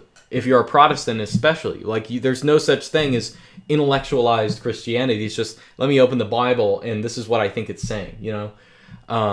So once I was put in contact with that, and once I started looking at things from that light, I suddenly realized, oh, like Christianity, I mean, it's more than possible. It's significantly probable. And I started going to church. And even when this was a couple years, this was like maybe 5 years ago, I don't know. But, I started going to church just kind of as a LARP first. As I started doing this, even before that, I had started, maybe I should go to church just to do it, just to know people or whatever. But, after a very short time, I was like, yeah, I do believe this. Like, I do believe, I do have this knowledge, not that, maybe I didn't have before, that enables, not just enables me, but it almost makes me believe. You know what I mean? It makes me have faith. So, and it's hard to I'm giving you generalities, like I can't, for time's sake, I guess, I don't want to bore everyone here. I'm sure everyone should be excited, but it's nothing that I can spell out, just here trying to ad-lib it. But there are a bunch of specific things that happened, and just things in the world and things in my personal life as well served as a testimony as well, right? Because I saw the damage that atheism caused people. And of course, that is not sufficient to believe, right? That, it could be that atheism is true, even if it's harmful, right? But that served as a buttress to the philosophical changes, right? Where I suddenly understood, oh, this isn't as stupid as I thought it was. In fact, it's not stupid at all. In fact, come to think of it, there are a lot of things that can't really explain, we talked about consciousness before as an example. There are some things that you are really in-your-face evidence of the materialistic worldview as being insufficient. So there has to be something. And maybe people have converged on this before. Maybe it's, maybe it's something familiar, right? That's a general, that was, my mindset that was coming to me. And then, of course, I started praying and stuff. You should really start praying before, even when you think of yourself as an atheist, right? You should start praying and hope that your prayers for faith are heard, right? The same, and go to church as well. I've always recommended people to do that. That's what I have to say about that.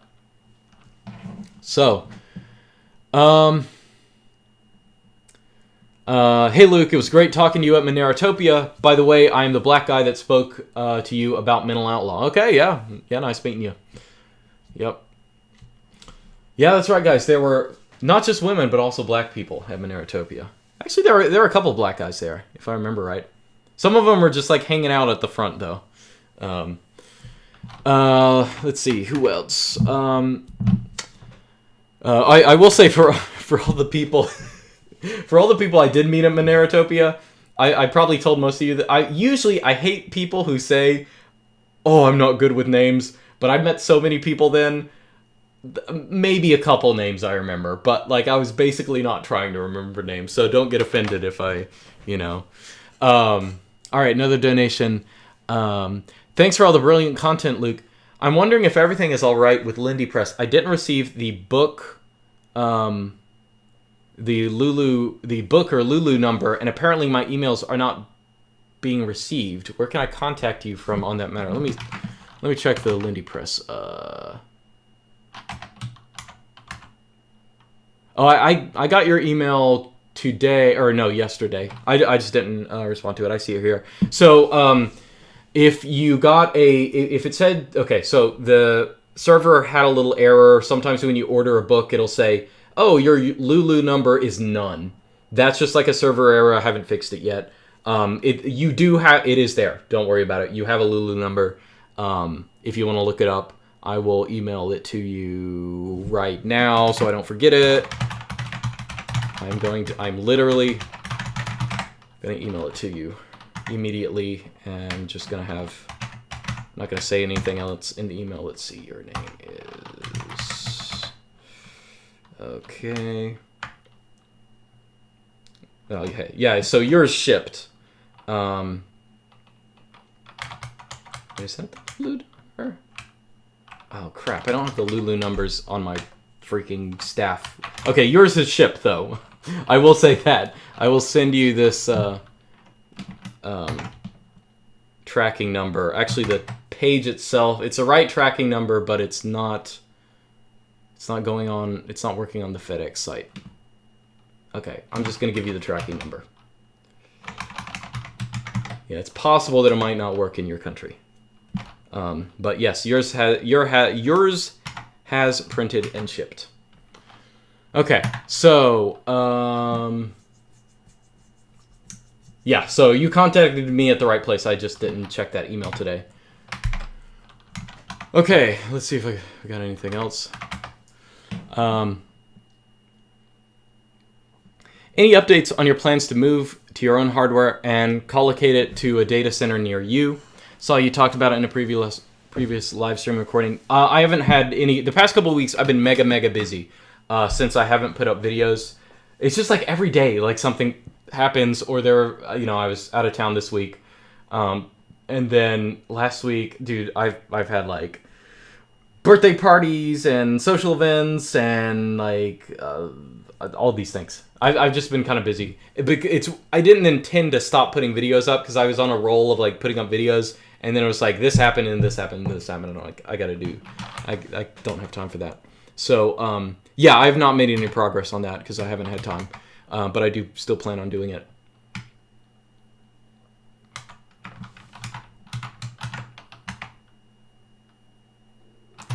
All right, so looks like I'm through donations right now, so I'm gonna look at the normal chat. What's the Lindy Press supply chain like? Do you manually print all the books? No, I use a print-on-demand service called Lulu, and the nice thing is basically all the work I do in Lindy Press now is, maintain the website, but typeset the books themselves. They print them, they ship them, they deal with all that. So I don't have to worry about that. Okay, I really have to go to the bathroom. I really gotta go. I will be right back. I really should have some like OBS thing to be like, I'll be back in a minute. Here, let's watch a video. Oh.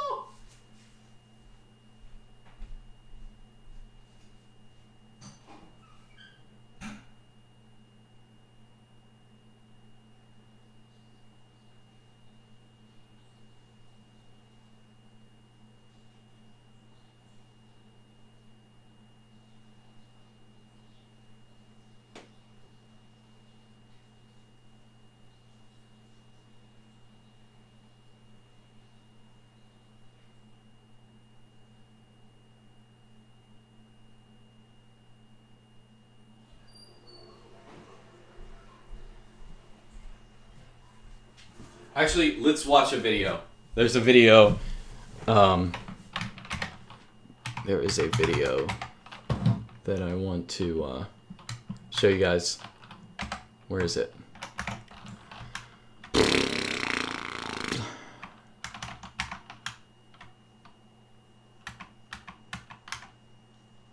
There it is there.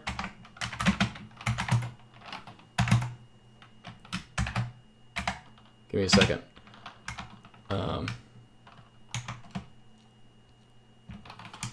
Okay.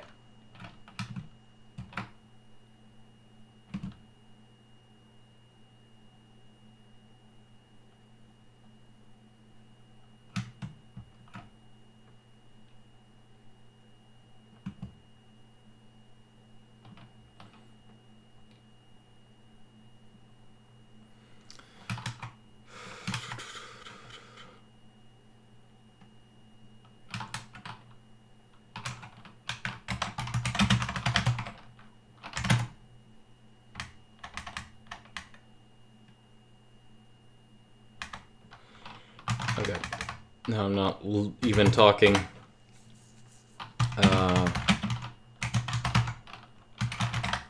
Okay.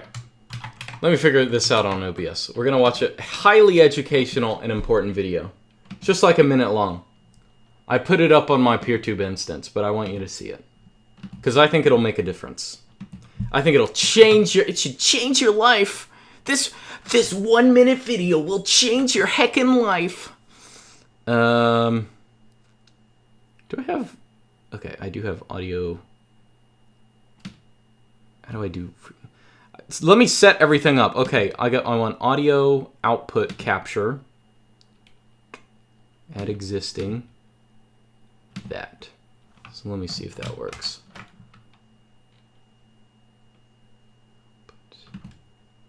Hold on. Yeah, okay. And then we will add window capture of this thingy. Yeah, this is what we want. Okay, here's an educational video, kids. We're gonna watch it.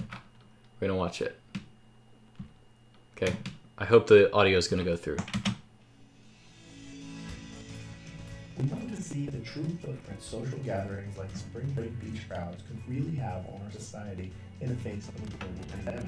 In the face of a global pandemic.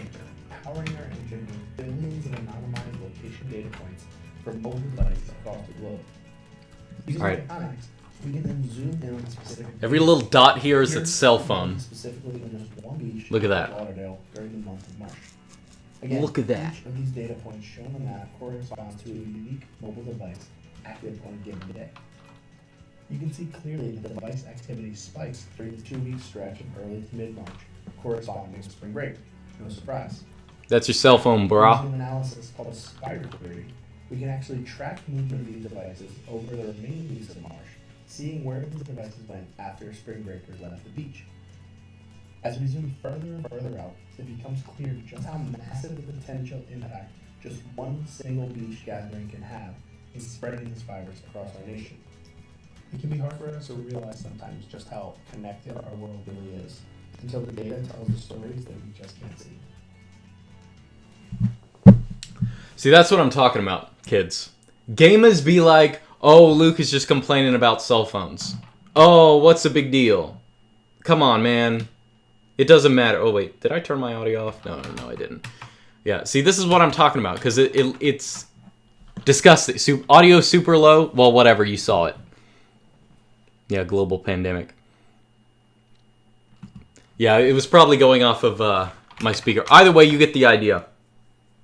So, yeah, that's what I'm talking about, though. So it's that software they have. All they need is your cell phone metadata. Okay, they can zoom in. Oh, Billy Johnson was here. We can select all of the him and everyone around him, and then follow where they go. Very easy thing to do. I actually showed this video at Monerotopia. Although, as I said, like their AV, like their lighting was not very good, so I don't think many people saw it. But that's what it looks like. So, and so yeah, my whole point, I was talking about like cell phone metadata and how bad it is, but so if you think, and mind you, this is still the case if you're using free and open source, or something like that. That's still how it works, right? They're just evil. They're just evil devices.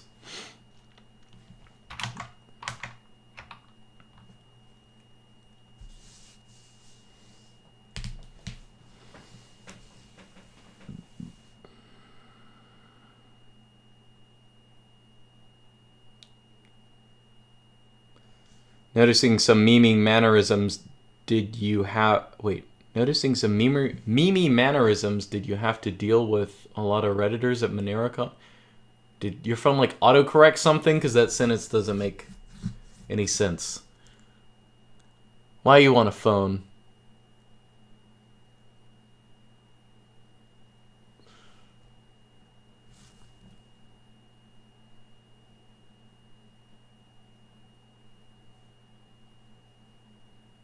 Do you have something to hide, Luke? Yeah. Yeah, reject cell phone, return to pager. Actually, just return to not having anything.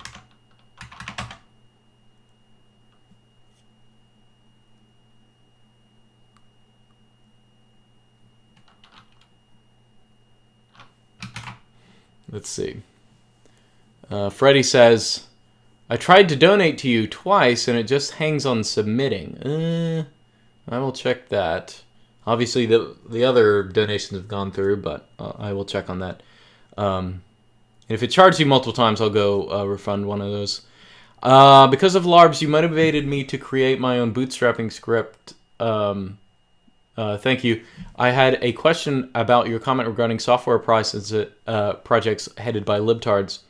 I also have had the same concern, but it isn't the GNU project and GNU Emacs, particularly long-lasting projects that have stood the test of time. Will they eventually fail? So there's a difference between like Richard Stallman and like a HJW. Okay, so like someone being a communist. Like when I say libtard, I'm not talking about like Richard Stallman or something like that. I feel like most people know what I'm talking about. I think probably you get it. That's not the same thing. Will they eventually fail? I am embarrassed to admit to you, I have been using Emacs for several years, and it's too late to switch, but I certainly don't identify with most of the users' political ideology. I mean, I don't know, maybe they are like dyed-haired feminists, that kind of stuff now, but I mean, just being like a leftist, self-described leftist, especially if you're like a communist or something, like real Marxist communist, like those people are less problems than the people we're talking about, right? But I mean, look at like Mozilla. Like Mozilla is run by people like that all over the place, and they're making things worse and worse and worse. But Firefox, frankly, is like still the best browser. Like the corruption takes a long, long time. You know what I mean? So it's not like, oh, just like I'm just saying, if you have a choice between like OpenBSD and FreeBSD, and it is actually true, if this is just my judgment that FreeBSD has more of that type of people, I would go with OpenBSD. But if you're given a choice, make that is a good deciding factor to use. But it's not like, oh, this piece of software is written by some psycho, so I'm not going to use it, right? And long-standing tech projects, again, like Firefox or like Linux itself or like Emacs, possibly, if this is how it is, I wouldn't expect them to just like die because they have some weird subversives who have other priorities than programming, right? And some of those people still can, divorce themselves from their ideology and write functional things. They're not all like that. But a portion that's large enough for them to cause problems are like that.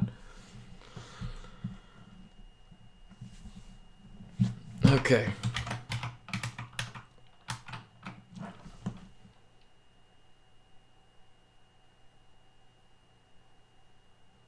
Firefox engine is still great compared to Cuckium, yeah.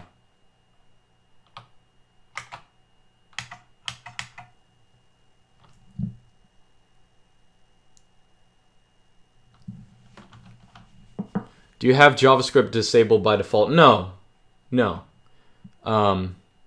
JavaScript is so necessary that a lot of sites will just not function. Like I don't think YouTube or YouTube Studio will function. I couldn't do this on my browser. Like JavaScript is necessary for a lot of sites. So there's not much, unless you're specifically browsing sites that are like mine, where I keep it very simple, right? How do you feel about the Brave browser? I don't use it anymore just because, the reason I use the Brave browser is just because heard this noise. It was a cat. It's like you don't have to set it up. Like the Brave browser is like the only freaking browser in the universe that you can just install on a computer and use without having to like, oh, let me go install an ad blocker. Let me go install all this basic stuff. Brave actually does the sensible stuff of like including that. But while using Brave, they keep adding stupid crap on. You can just disable it or whatever. But it's just kind of annoying. And, they do have telemetry that's equivalent to Firefox telemetry. Like they'll make some connections you don't want.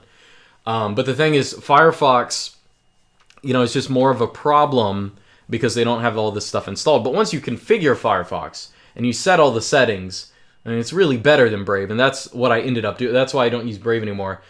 There was just one day I finally had time, and I'm like, I'm going to configure Firefox to just like make it work.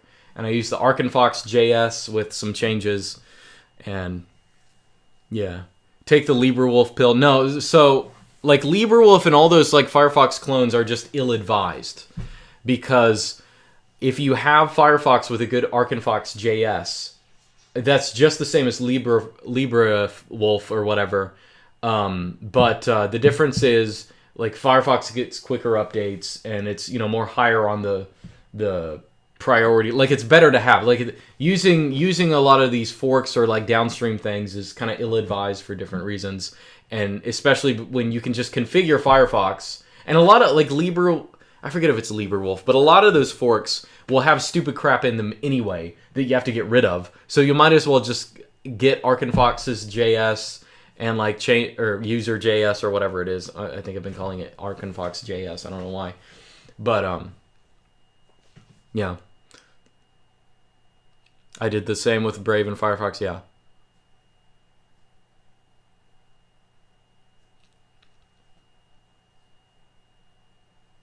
What are your thoughts on the lookism and black pillar community? Is that like incel kind of things? I don't know. I think they're cringe. These are the, I don't know. I just don't like these people who like mope all the time. It's just very low. Like even if you're like the ugliest person in the world and you can't get a girl and blah blah blah, all that kind of stuff. Dude, shut up. Like, you know, it's just like, shut up. Can you please just like stop bothering me? Like, I don't know. It just annoys me. And it's not something they believe because it improves their position. It's something they believe because it like gratifies them. It makes them feel freaking persecuted, and it gives them an excuse to not do anything. And like, things are so, man, women nowadays, they're like so screwed. It's just hopeless. So like, I'm justified in like being lazy and being hopeless. It's stupid.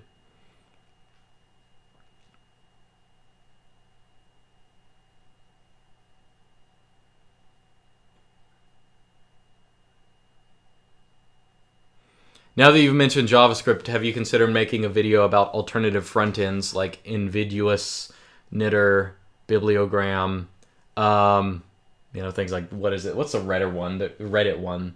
I don't know. So I'm not a big fan of those. I mean, I guess like I do have a thing that redirects to like Knitter and things like that on my browser, but I don't like it that people use those things. Like they use those things to still use Reddit and Twitter and all that crap. You know what I mean? Like they still consume product from all of these sites. And they're just like, oh, well, now I'm using like a free and open source. No, you're just using this free and open source, like, I don't know, made up intermediary, you know, like it's not ideal. Like the real ideal is either not using social media or using free and open source stuff if you really have to. Not using this like front end for like the crap that we're trying to get away from. That said, like, as I said, like I do have a redirector for Knitter and all those things on my browser, just because if I do end up clicking on Twitter, I don't want to spend like a full minute loading a page, you know, that has all this JavaScript and crap and like trackers anyway, right? So I don't use sites like that. Like if I see a Reddit, like I wish I could just freaking ban Reddit from search results. I wish I could just do that, because I'm like, the thing is, especially with tech stuff, you'll look up a question and you'll see, oh, look, a Reddit thread where someone's having the same problem. I'll click on it and this guy it'll have the result. It'll have the answer, and it will never, ever, ever, ever have the answer. There's never been a single successfully answered question on Reddit, and if it is answered, it's answered in the stupidest way by the stupidest person, and they misunderstand things, and I don't know, it's just stupid. Like, their entire, it drives me nuts. Like, you know how there are those AI-generated sites where it's just, like, junk text? That is what Reddit basically is, you know?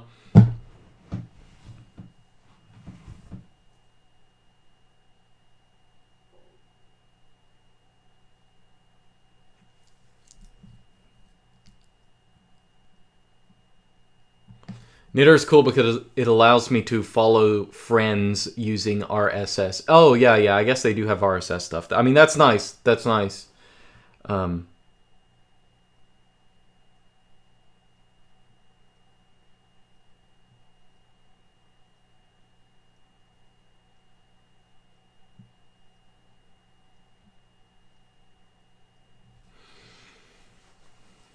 are people even talking about in the chat? I'm looking at this, I'm like, whatever. Can you add minus Reddit to your search query? I mean, yeah, you could probably put in the domain. Like, I don't want that to have to do that every single time. Yeah, really, I don't know if Cirx has integrated block lists yet. But if it has, I will definitely start my own instance and add a block list. Because I just, like most internet searches, I know I did a video a while back on like why internet search, like web, Google kind of searches suck nowadays, because they only give you AI generated sites that just try to get strong SEO, and then shill sites like mainstream media sites, that kind of junk. Like, you don't get any actual freaking websites in a search result anymore. Like, it just does not happen. You will never find that anymore. They're just front ends for the same crap social media sites. So it would just be nice to have a Cirx instance where I could just say, I'm sorry, I don't want to see what Reddit has to say about this. I don't want to see what the Southern Poverty Law Center has to say about this. I don't want to hear about any of this. Can I just ban these sites? Because they're only up there because they're forced memes anyway. You know what I mean?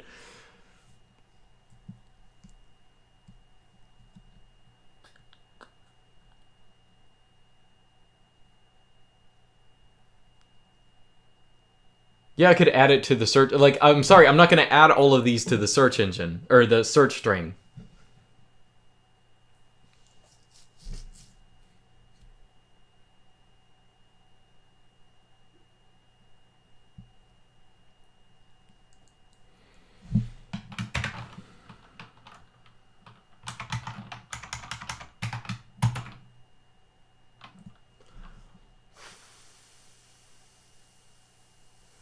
What's Luke growing this year? Corn, potatoes, okra, cranberry, hibiscus, tomatoes,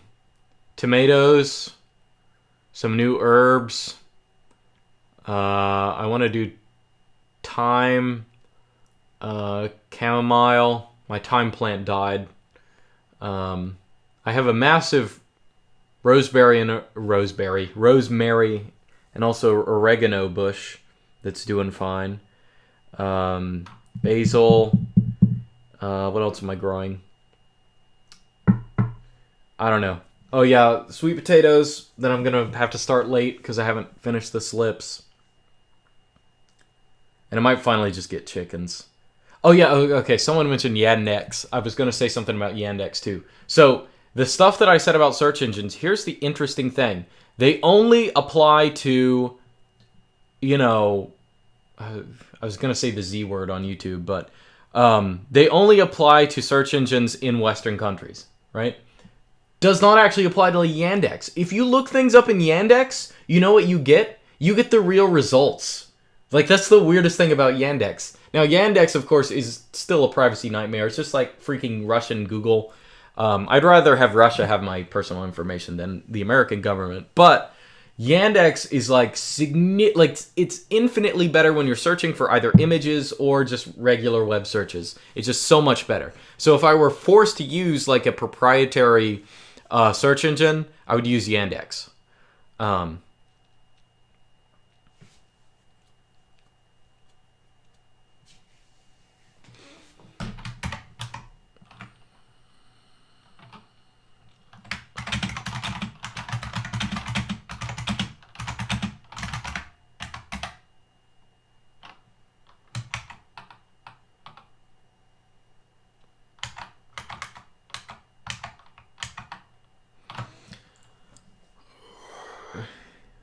Yeah, Ziggurat. Yeah, it was Ziggurat.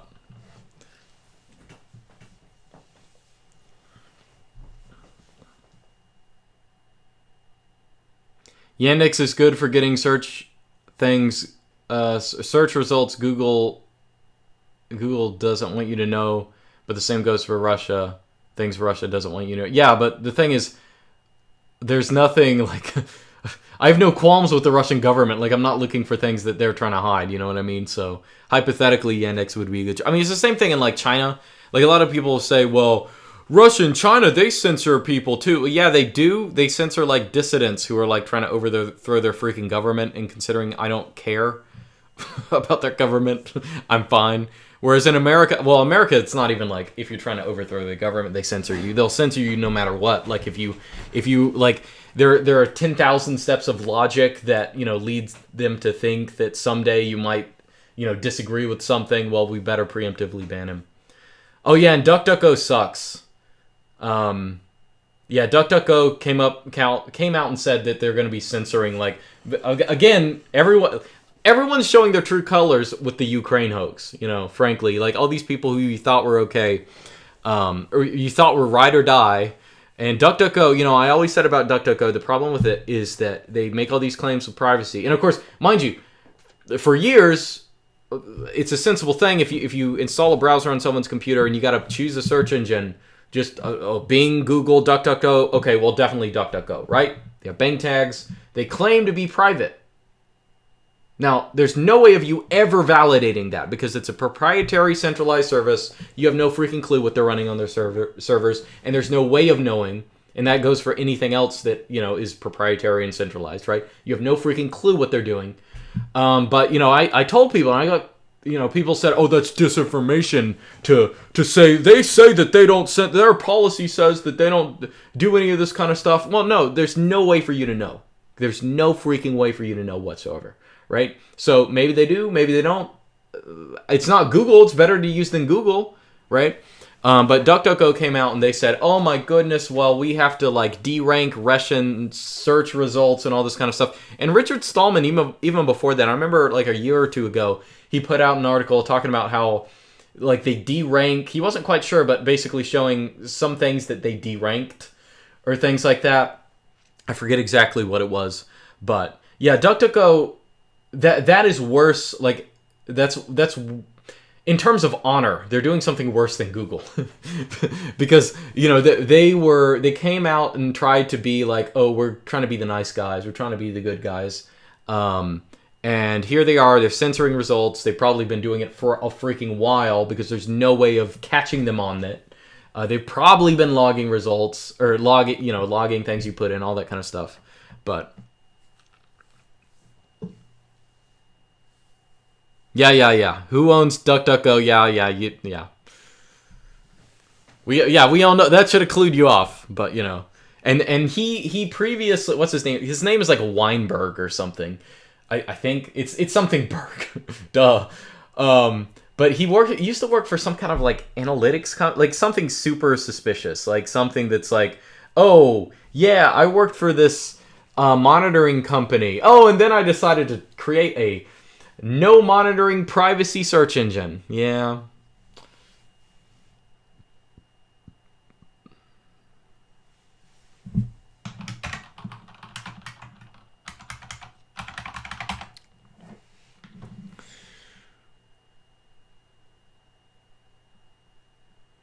Silesh says, do you really think being a pragmatic Christian, i.e. being a Christian mainly on pragmatic Telebian grounds, is that bad? Metaphorical Christianity might not be the same thing as real Christianity, but it seems to be a lot better than being an atheist, hedonist, or something like that. Well, I mean, it's better in the sense that it might get you to real Christianity. But I'm just not a fan of this. I mean, you call it Telebian. I mean, I think of it more as like Jordan Peterstein kind of, I don't know, like, I really like talking about Christian things and like pretending to be it, but I don't believe in anything. You know, it's kind of cringe, to be honest. But you know, maybe if it gets you closer to reality and being a Christian, you know, maybe that's good. Maybe you're doing less harm. But I am very suspicious of all the people who endorse that kind of, I believe in God, but I believe God is like a metaphor, and it like, the Holy Grail, and like all those people I'm just so suspicious of, and I'm kind of nervous. There are a bunch of people like that who do the stuff like Peterson does that, you know. I don't come out and like be like, oh, this guy, I'm not going to do videos talking about, oh, this guy sucks, but you know, it's just weird. Brave Search is good, but it suffers from the same censorship indirectly or maybe directly since it learns from Google. Yeah, I've never used Brave Search.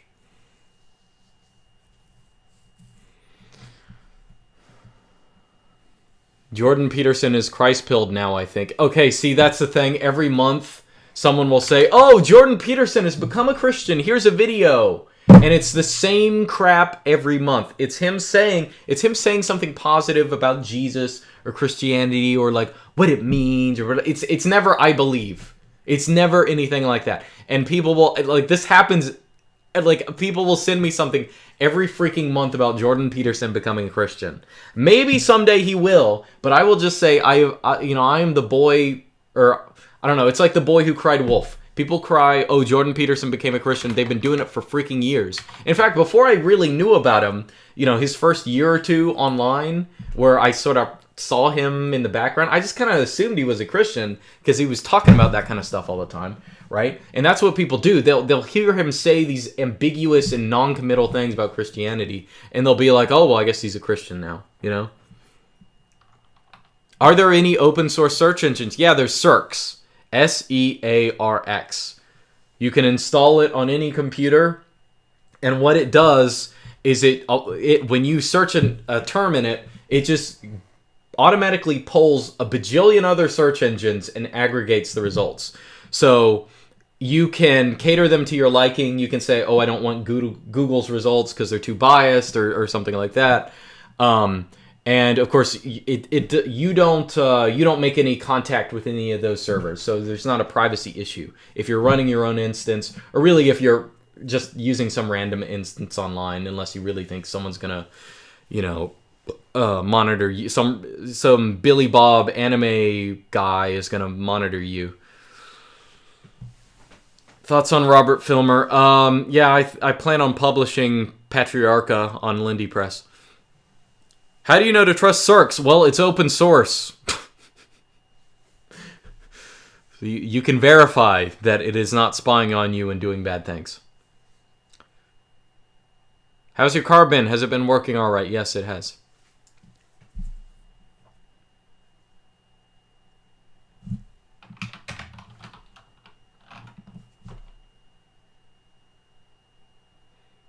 So do you think Charlemagne, the father of Christianity, had a personal relationship with Jesus?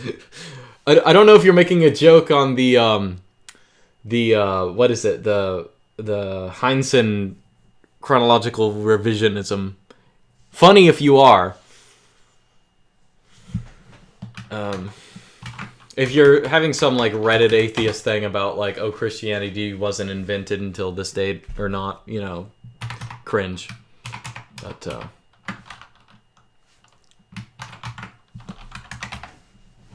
Anthony says, "Are you married? If not, why not?"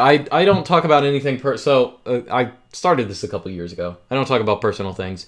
There's a period where I was thinking about like doing things with like my family and like streams with other people that I know in real life, and I just decided not to. So I don't answer personal questions like that. So. Because, I've always been fine putting my name out there and all that crap, but, yeah, I don't do that on behalf of anyone else. And a lot of people around me, like, I don't think I don't know, I don't really want them involved. Like, I think that, I have, like, if I do something with people, like people in my real life, it would probably be, everyone at once. It wouldn't be, I don't want to put... Now I'm just overthinking things in my head. I'm thinking about videos that I've thought about doing in the past, but no, I don't talk about personal things like that. Or I do talk about personal things. I don't talk about other people's personal things. We'll put it that way. So to tell you, to answer that question would, put other people at risk. So.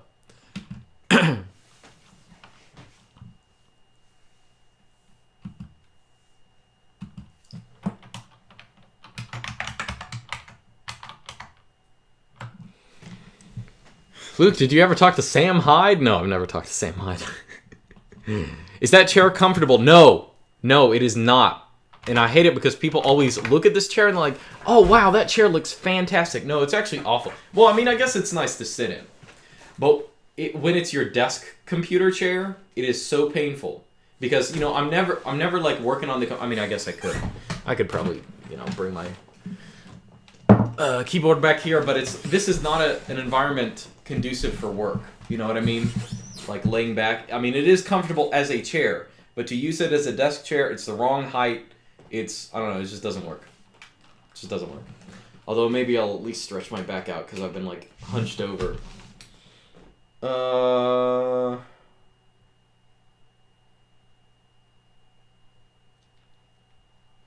So many cringe takes in this chat, says Nick. I haven't... What's all the cringe stuff? I haven't even been looking at it.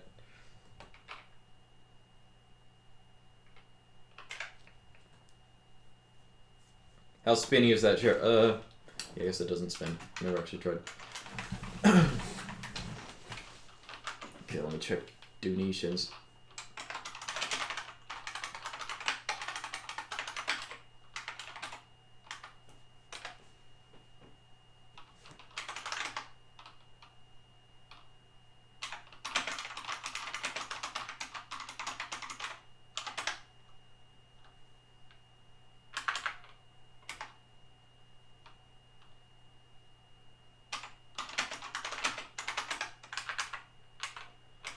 Alright. Okay. Yeah, it looks like I need to upgrade my web server, because I feel like it's been using a lot of memory. when I do streams and people are on the donate page and other things. I think that's why I was probably messing up for that other guy.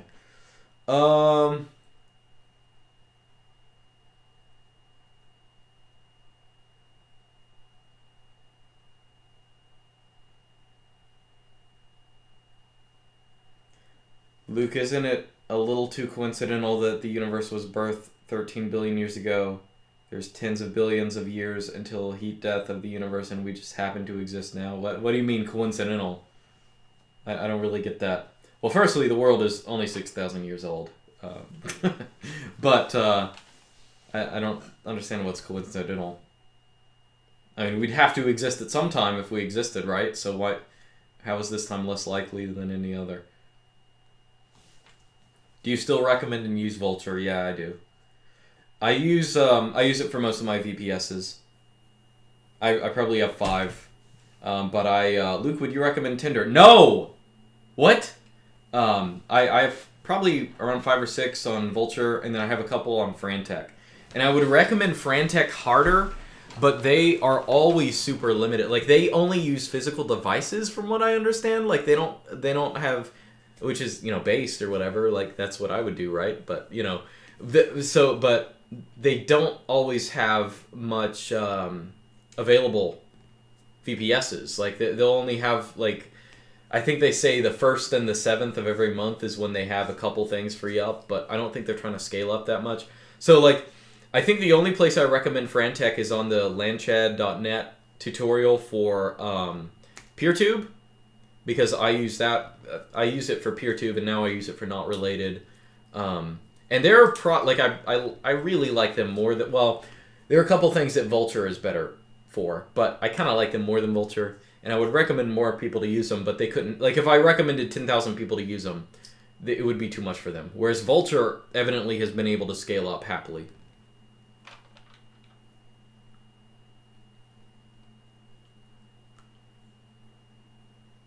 The Byzantine calendar says Earth is 7,530 years old. Oh, maybe I'm wrong. Have you checked out young Earth creationist Gideon Lazar? Yeah, I think someone brought that guy up in the last live stream, and I did write him down and look him up. I didn't really... I mean, I saw videos with him, and I tried to look for, I guess, contentful stuff, but it was just... I mean, it wasn't, like, nitty-gritty stuff. He was just talking in generalities. Like, he wasn't, like, trying to convince people. I couldn't find anything substantial. I don't know. I'm not, like, dismissing what he said. I just probably didn't find it. But I tried to watch a couple of videos with him in it.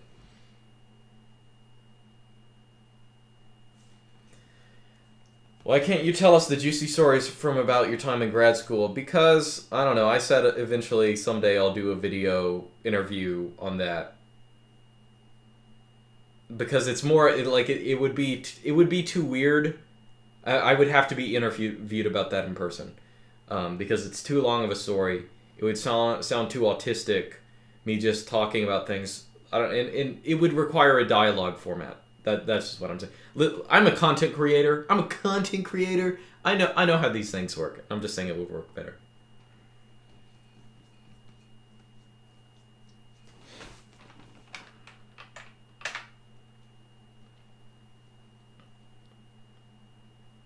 Okay. I got some donation. Anthony says, apologies, I guess I meant more, what are your thoughts on marriage versus a bachelor lifestyle? Oh, okay.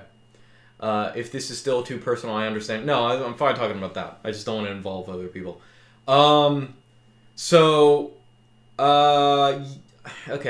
I've said stuff like this before. I think pretty much everyone should be married. Like, a monastic life is a rarer thing.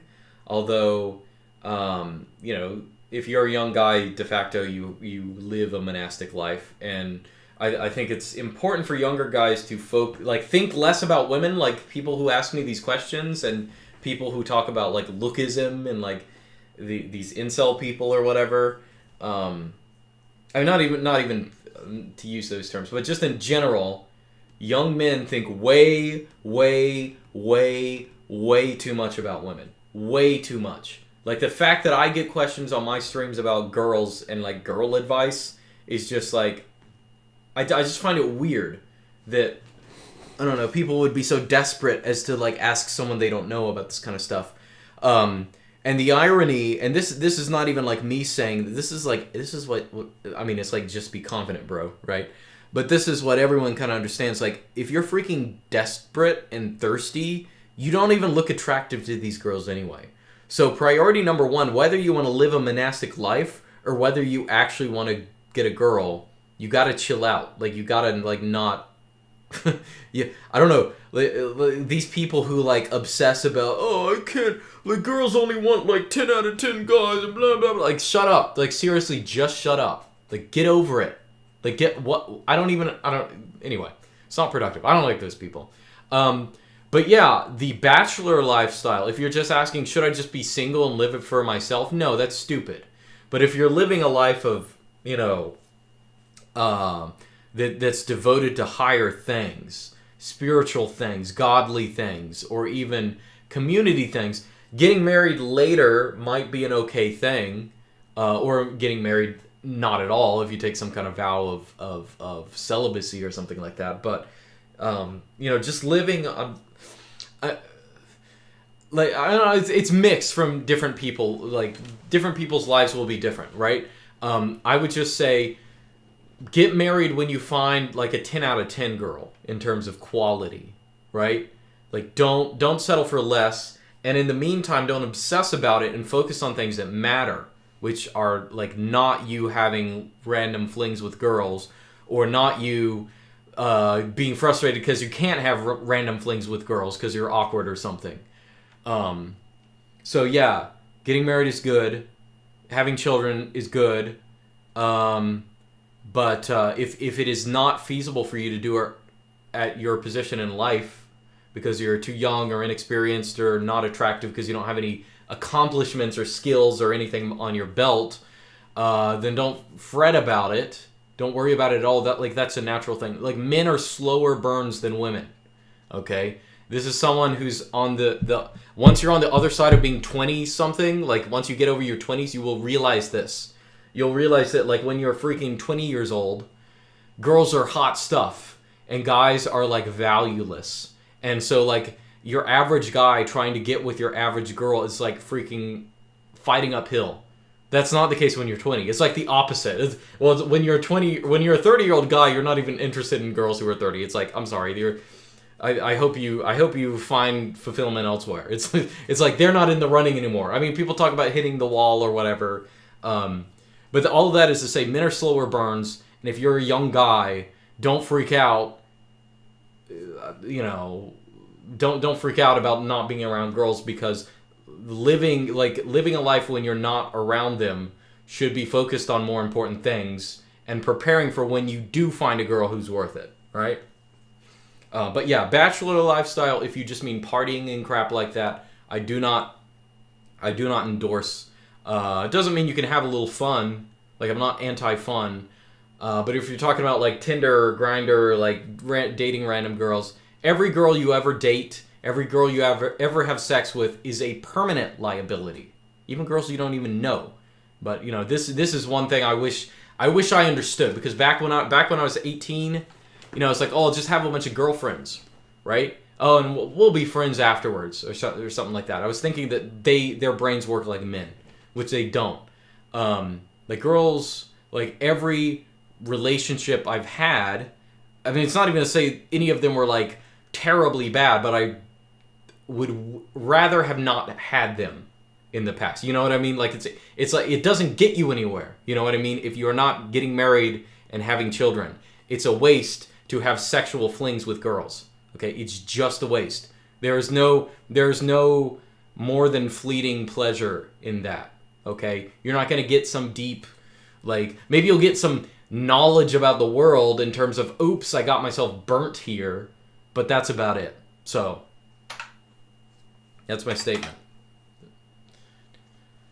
Brian says, thoughts on Dugin's fourth political theory, not Eurasianism, which is specific to Russia and Central Asia, basically opposition to liberalism and the U.S. world order, socialism without the materialism and atheism tones, and a focus on racial and national identities without being racist, and imperialism. I don't. I mean, other than your description that you just gave, I don't know anything about it. I mean, I hear about him all the time. Never read his stuff. I think it's just kind of out of my cultural environment since he's in the Russian environment. I know back in the alt-right days people would name drop him, but I definitely never looked into him, and so I don't know. I mean, your description of him like sounds good, like those sound like good things, but I don't give any specific endorsement to him because I don't know about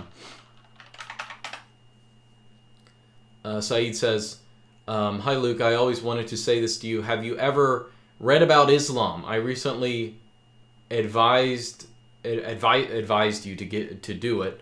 Most of the stuff you talk about in terms of how life is supposed to be lived is actually what Islam teaches. I mean, it's like what every religion teaches. I mean, the thing is, in modernity, we are living in the religion of the Antichrist. We're like the religion of like modernity and neoliberalism is basically turning everything on its head.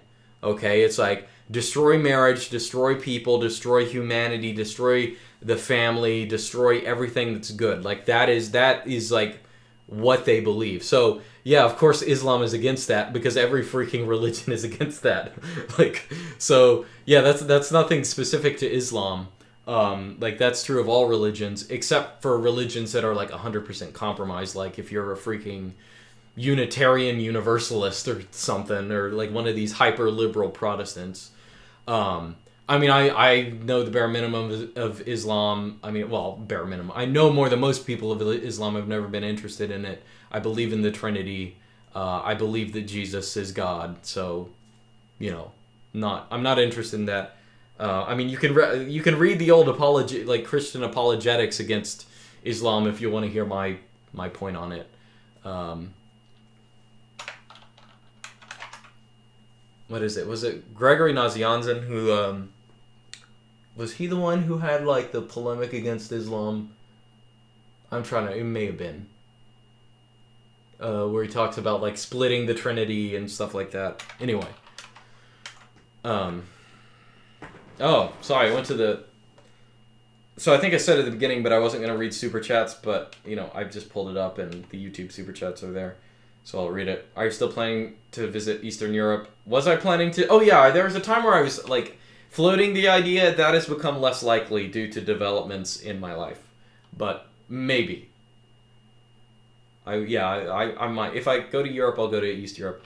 Have you ever, another super chat, have you ever read René Girard's Scapegoat? Talked to a guy yesterday about social media making it impossible for society to agree on a fitting sacrifice. Yeah, I've never read that. I don't know anything about that.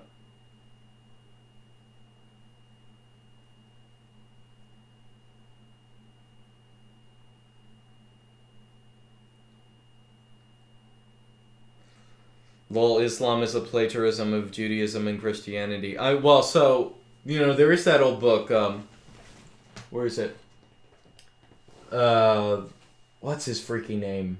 Christoph Luxembourg. It's a pseudonym where he wrote that book on like the Syro-Aramaic reading of the Quran. Anyway, like one of his points. Actually, this isn't just with his theory. This is in general. Like there are a lot of people. Just to give you one big cultural difference between now and the Middle Ages is that we think of Islam as being a different religion, right? Or we have this concept. This stupid cat is like clawing at the door. I'm gonna get it. I'll talk about Islam in just a second. What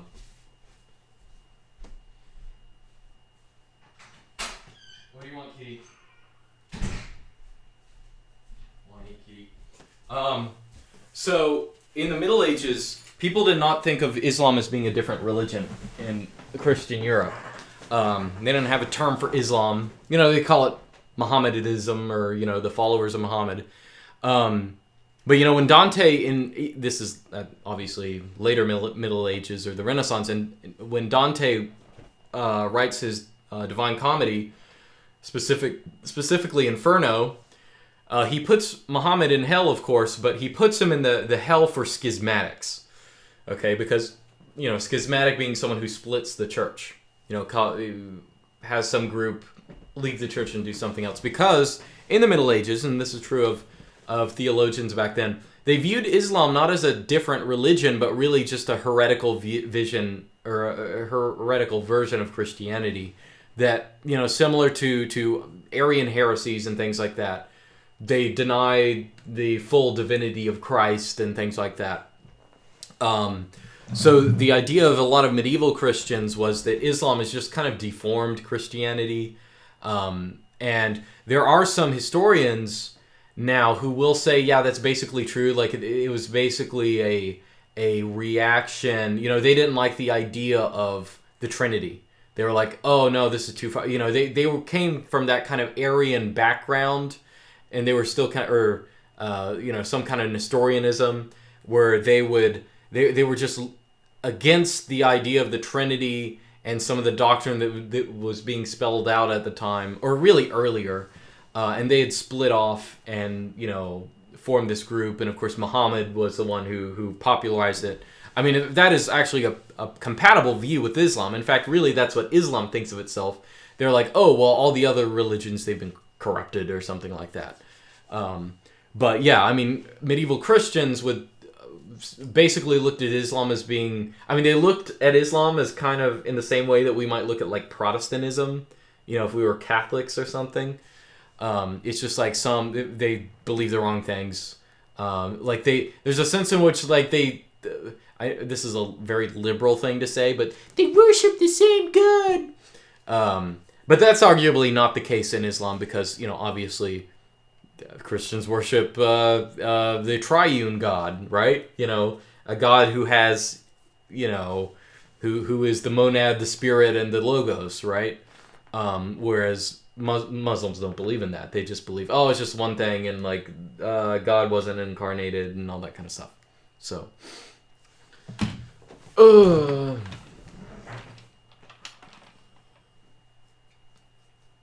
I like a Luke Smith Eastern European travel vlog channel. You call it Bald and Based. Yeah, maybe I could go. Maybe I'll go to Eastern Europe sometime. But we'll see. I really hate traveling. I've probably talked about this before. I really loathe it. Even traveling to Miami, which, I mean, it's just like a day or two drive, was not very good. Drew says, Luke, what's your current distro and desktop manager and hardware? ThinkPad 220, Artix Linux, and DWM. Hasn't changed in the past, 2-3 years. Let's see, I've probably been using Artix for only maybe 2 years, but it's like basically identical to Arch, so I kind of consider it Arch. I mean, it's the same thing. Desktop manager. Oh wait, no, you mean desktop. Sorry, I thought you meant window manager. Yeah, window manager I use DW, and desktop managers are for like normies and like I don't know noobs. I don't use desktop managers because that. Wait, am I thinking of the right term? Because that's just a login screen. I don't use a login screen. I just log in on the command line. Just log in the TTY. But yeah, I've used DWM for my window manager for 3 years? I don't know. And before that, I probably used i3 for maybe 2 years. And before that, I was using Windows. There's a brief time I used Manjaro Linux way back. Maybe I used like XFCE or something. But that was like a month. That was not very long. And then I was like, oh, I'm going to figure out this i3 stuff. And then I discovered DWM, which is infinitely better than i3. Cat is messing with your sinuses. No, it's just the normal. When I do a live stream, my nose itches. Oh, it's getting late, man. We got to go to bed to go to church. Oh. Okay, get out of here, cat. Okay, I can't read the chat. Move. Move, fatso.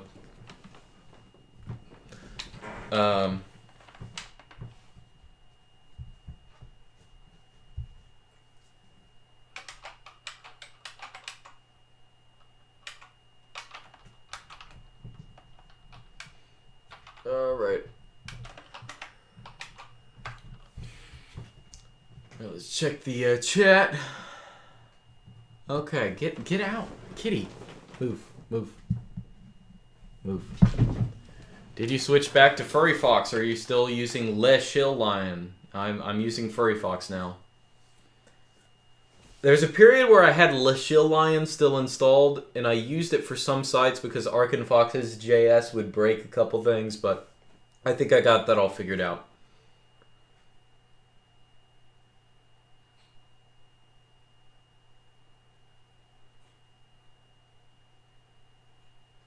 Best book to get started with Hermeticism. I mean, read the Hermetic Corpus.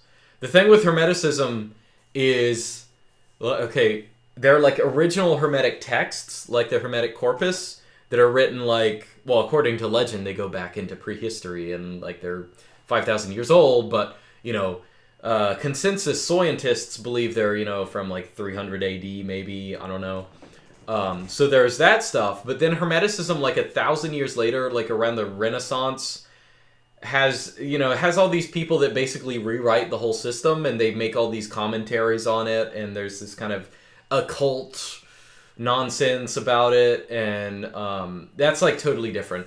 So as with most things, you should read the original documents, and then much later maybe read the other stuff with, you know, with, I don't know, I was about to say with salt on your tongue. What's the expression? With a pinch of salt.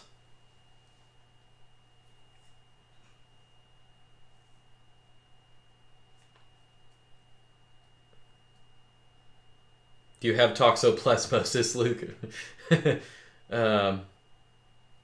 Maybe I do. Who knows?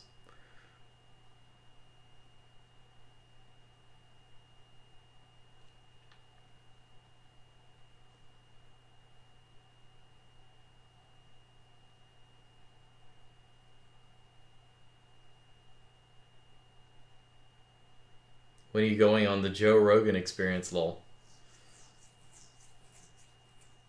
Is Evola's book on Hermeticism any good to get after the original document? It's a good example of what I'm talking about, where it's like something totally different. I really hate Evola's writing. Like, I mean, not necessarily... Maybe it's just his style. Like, there's some people whose style I really don't like, and his is definitely one of them. But yeah, it's a good example. Some of his stuff is... Yeah, that book on Hermeticism by him is... I wouldn't say it's not worth reading. But I would read it with a grain of salt, and maybe after you have the context of earlier writings and things like that. And, you know, his stuff... Really, his book on Hermeticism is more like a summation of, like, Renaissance views on it. Okay? Like, Renaissance, like, alchemy and things like that. Very late in the game. His book is more of a synopsis of it that talks about it as if it's, like, you know, enduring or something. So... If you were rich, would you get a hair transplant? No, I wouldn't. So stupid.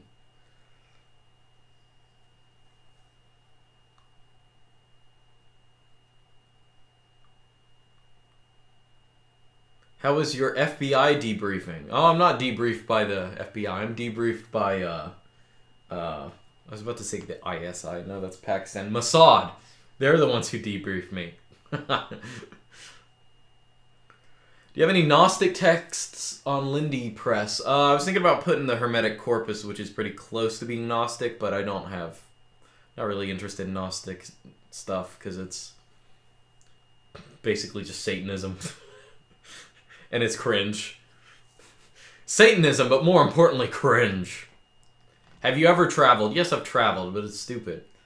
I mean, I traveled the other day to go to freaking Miami, but I mean, I've been to different countries. I've been to different. It's just stupid. Like the whole concept of travel and tourism is basically for people who have miserable, wagey lives and hate where they live. They live in a house not because they like their house or they like their land, because it's close to their stupid job that they also hate. And you know, it's like when I moved out here, I was like, oh, I'm gonna move to the country, right? So I'm gonna be camping all the time. Camping is cool, it's fun. And then I'm like, and I came down here and I've camped maybe once with some friends and relatives, like, there's no desire to. Like, when you live in a place you love, and you live in a place where it's a natural environment, you don't feel this need, I gotta travel the heckin' world, I have wanderlust, and blah, blah, blah. No, it's lame. That's freaking lame. And I mean, especially nowadays, like, everything is so homogenized and screwed. Like, when I went to China, it was just like America. Like, everything is so... Well, honestly, maybe it's just me as a jaded person. Like, I feel like I know humans well enough that I'm not surprised by anything. Like, I'm not surprised by your Indian tribe. You know what I mean? That's just my mindset. But I think tourism and travel is so overrated for people. And that's not to say that there's not a reason to do it. I will happily go on trips every once in a while with some people. I'll never go... Like, going alone is freaking lame. Lame, egocentrical, like, Instagram tier garbage. But if you're going with friends... Like, the other year, you know... I went with some friends to the mountains. Okay? Because... you know, they had, like, never been to the mountains, which is a weird thing never to go to. I mean, America's very flat. Or at least some parts of it. Actually, even our mountains are pretty flat. The Appalachian Mountains are very, you know, they're barely hills. They're very, I don't know, upward sloping. Anyway, so the Chinese philosopher Zhuangzi, I think it was Zhuangzi, you know, the guy who dreamt he was a butterfly and wasn't quite sure if it was the butterfly dreaming that he was Zhuangzi, you know what I mean? But he had this saying that the ideal society is where you grow up in a village. And now, of course, when I first heard this as a kid, back when I was a Reddit tier atheist, I was like, oh, that's cringe, or that's, like, stupid. But, you know, Zhuangzi said the ideal is to grow up in a village and you know, all your needs are satisfied. You have all your family and all your friends, and you grow up there, and you get married there, and you have children who have children, and everything you need is there. You have all your animals. You take care of everyone you know, and you know everyone in the village. And if you really want, you can go to the edges of the village, and you can go out to the pastures, and you can listen really hard, and you can hear the chickens from the village next to you. Okay, but the ideal world is never in your life do you ever feel the need, or do you ever go to the village next to you. You never do that. There's no need, because everything you have, you already have. Right? Everything you need, you already have. You have no more needs that have not been satisfied. Right? So that's what Zhuangzi, you know, describes as being like the ideal time. Right? Ideal time and place. Trust me, Eastern Europe is very different from the United States. No, I don't buy it. I don't buy anything unless I'm going to the Brazilian rainforests, or like I'm living with Bushmen. I know, oh, our cities are different, or we can walk places. No, see, places in America are like that. America are like that too.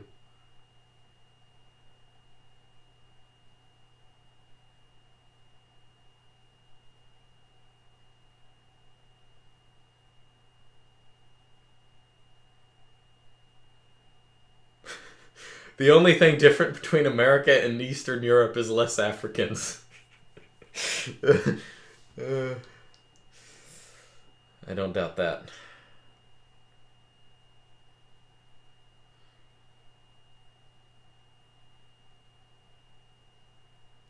LOL, with no tech? Then an asteroid hits you and your village is wiped. Nice. Well, guess what? If an asteroid hits us, we die anyway. I'm sorry, this isn't a Hollywood movie where people have equipment to blow up asteroids that are, like, bigger than the moon. I'm sorry, it's not going to happen. What do you have next on Works for Lindy Press? Other things I've been not procrastinating. Like this past month, as I said, I've been freaking busy. Next is going to be the Alchemy Reader. And then after that, I have a couple things. But the Alchemy Reader, I'm pretty sure, like, it's basically done. I just need a... double check. I might get one more proof copy, and then it's actually already on the site. I just haven't published it.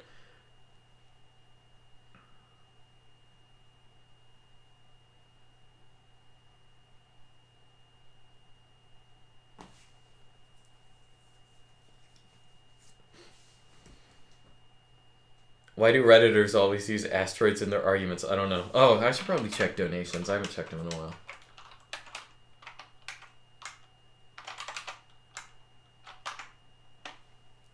Oh, well, I guess there are none. Okay. Well, I'll go back to the chat. See, that's the thing. I gotta not read the chat. I gotta ignore the chat, and then people will donate more, right? Alright, so back to the chat. Would you go to Mars, Luke, if you had the chance to? Why would I want to go to Mars? What's at Mars? A bunch of nothingness? It's like, would I go to a desert? Would I go to... I don't know, maybe Antarctica would be cool to go to, just to discover all the Lovecraftian secrets that are actually there, and the Nazi space bases, and like all like Antarctica is unironically where all the secrets are. Like, not even a joke. I totally believe that. That like, yeah, I don't believe this Google Maps lie that it's all just this white nothingness. I don't buy that. There's secrets out there. There are secrets in Antarctica. You mentioned Max Stirner's egoism in an earlier video. Any plans to reprint his works on Lindy Press? Did I ever mention Max Stirner? Maybe I used a meme with him in it. I don't know. Like I've never actually read anything he's written, and I don't know if his stuff would be Lindy enough. I mean, he's kind of, I don't know. Well, I guess I'm planning stuff that's like the Alchemy Reader will have at least Renaissance stuff. Then we're getting close. Hyperborean space aliens. Yeah, there's some of those. Is Luke New Schwabia pilled? Oh, yeah. Dude, Antarctica, like, yeah, unironically, that's where all the secrets are. It really is. Like, I totally believe, like... The schizometer blew off? No, you don't even know, man. Like, but seriously, think about Antarctica. Just as a concept, okay? Because think how much archaeologists care about digging up animal bones and things like that, and looking at, ancient history and all this kind of stuff. There's an entire continent out there that we've never done this on. Like, we don't know what kind of, like, fossils are in Antarctica. Okay? We don't know what's there. We don't know. It's possible that humans have lived there in the past. It's possible. It's very cold, even though most warm places are very cold, but it's very possible, But either, especially if the climate is different, right? And especially because, I don't know. It depends on what age and you think humans are, like how long they've been around or something. But that's all the Antarctica stuff. Where it really starts is that H.P. Lovecraft book. He wrote that short story In the Mountains of Madness. Okay? So I don't know if anyone's... H.P. Lovecraft, in terms of his cultural impact, is always severely underestimated. And he's also... Like, there's not also no one who's written stuff quite like him. People will talk about all the influences he's had, but, like, he's... I don't know. No one's quite like him. Either way, H.P. Lovecraft wrote this... For those who don't know, wrote In the Mountains of Madness, which is it's basically about a science team that goes down to Antarctica to dig rocks up and crap like that. And they basically discover that there's this millions of years old alien civilization that was there, and they had like these massive cities that had been buried and stuff like that, or like they're in the mountains and stuff. Anyway, very interesting. All of H.P. Lovecraft stuff is just like, if I had a switch to forget things, I wish I could forget everything by H.P. Lovecraft I've ever read, because I like them so much that I want to be able to reread them and relive the experience of discovering what happens there. Mong says, what was Lovecraft's cat's name? I don't know. Maybe people should look that up. What was H.P. Lovecraft's cat's name, guys? Can someone Google that for me? I really like H.P. Lovecraft. And I have a cat. I should name my cat after H.P. Lovecraft's cat. Can someone please look up what that cat's name was? I need to figure that out.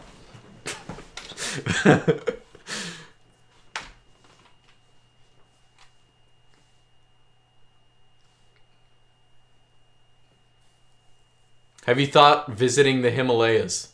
I don't know. Well, actually, the Himalayas in H.P. Lovecraft's In the Mountains of Madness, he actually continually compares the mountains in Antarctica with the Rourke paintings of the Himalayas and all that kind of stuff.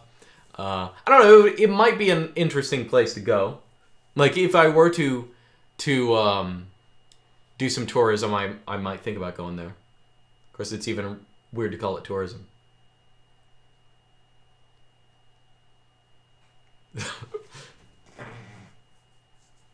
Did you guys Google it? I don't see it. Why is it not in the chat? That's weird. What is that cat's name? I need to figure it out. Don't actually put it in the comment. You will get shadow banned by YouTube. That's just how it is. Don't do it. It is funny because people censor So the other thing about his cat is that in books he would frequently have characters who had cats, or there'd be cats, and he'd always name the cats in the book after his cat, right? But of course, modern people, they don't want to include the cat's name, so they'll make up like censored names for him, like Mr. Black Man. That's one I remember reading, or one that was in an audiobook. Mr. Black Man. But yeah, what was I gonna say? No, that just pisses me. Like that is like, even if I weren't based in Red Pilled, even if I were like a cringe libtard, I would be like, why would you censor that? Like why? Like you take this guy's books and you copy the whole thing and you just change this one word because you're triggered because I don't know, it's a freaking psyop anyway. A lot of chat activity now. Now that people are interested about that cat name. Okay, I still haven't gotten donations. Is my donation portal down? Or are you guys just not donating? That's fine. Fine if you aren't. We already got donations. It's not like I'm... Okay. Whenever I just don't get donations, I'm just worried that like something's broken. Yeah, it looks like everything's good. I'm gonna restart it just in case.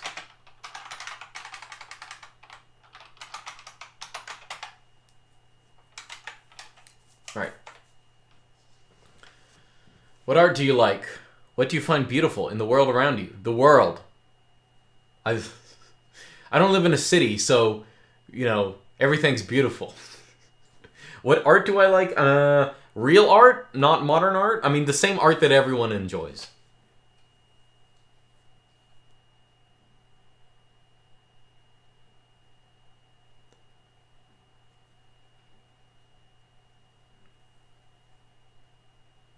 Luke complaining about the lack of pay piggies. Oh, man.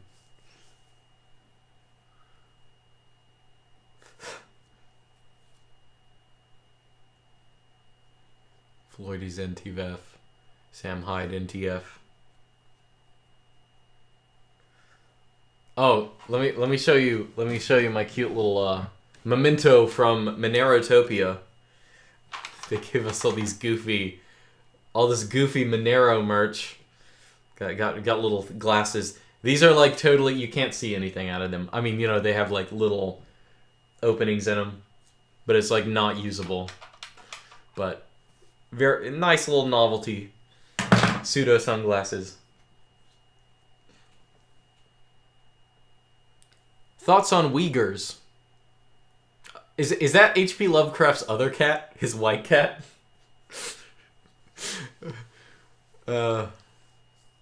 Sam Hyde collab when? I don't know Sam Hyde. I don't know if he even knows I exist. I don't know, maybe he would. I'm always surprised when people do know that. I know that's a weird thing to say because I guess I have a big YouTube channel and many people know about it, but I don't know. Sam Hyde. Doesn't he live in like Massachusetts or something? Or like one of those Yankee states. I think he's like I don't know.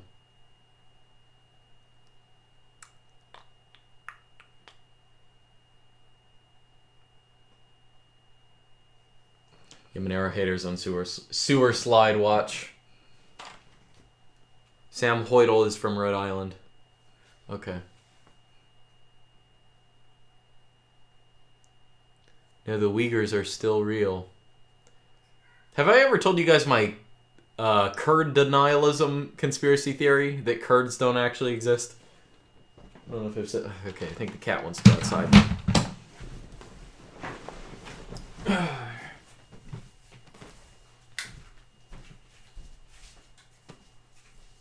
Come on, cat. You're going to complain you're going outside.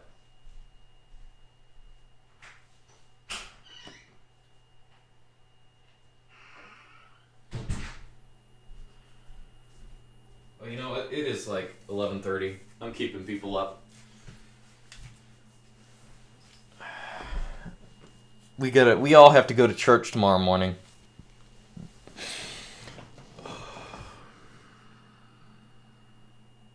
The Call of Cthulhu is an independent movie from 2005. I think they have 2 movies made. Many crappy... I don't want to call them crappy, but many people have attempted to make H.P. Lovecraft films based on his works. 100% of them are crap. 100% of them are crap. And it is not the fault of the people making the movies. It's not their fault. It's really just H.P. Lovecraft's works are not conducive for film. Like, you would really have to have a film genius to adapt one of them successfully. Because they're so... Like, a lot of them involve writing or, like, people doing research and things that are very hard to communicate in film. Like, I mean, one of my favorite H.P. Lovecraft ones...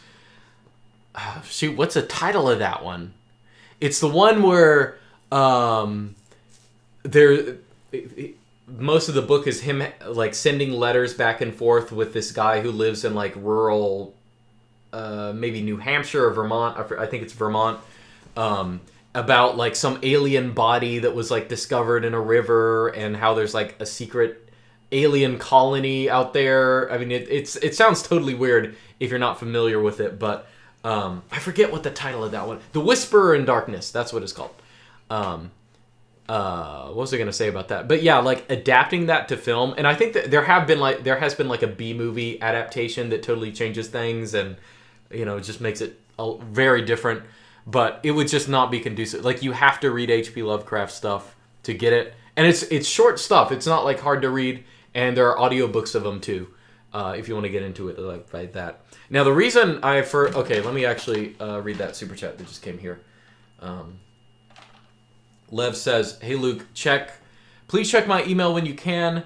Would love to have you on with Alexander Bard on Break the Rules." I think I remember seeing that email. I may have already archived it. Let me just see.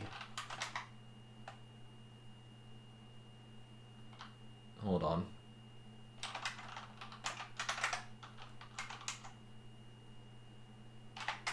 Yeah, I will take note of that. I'll go check it out. No guarantees, but I will check. I'll check that out.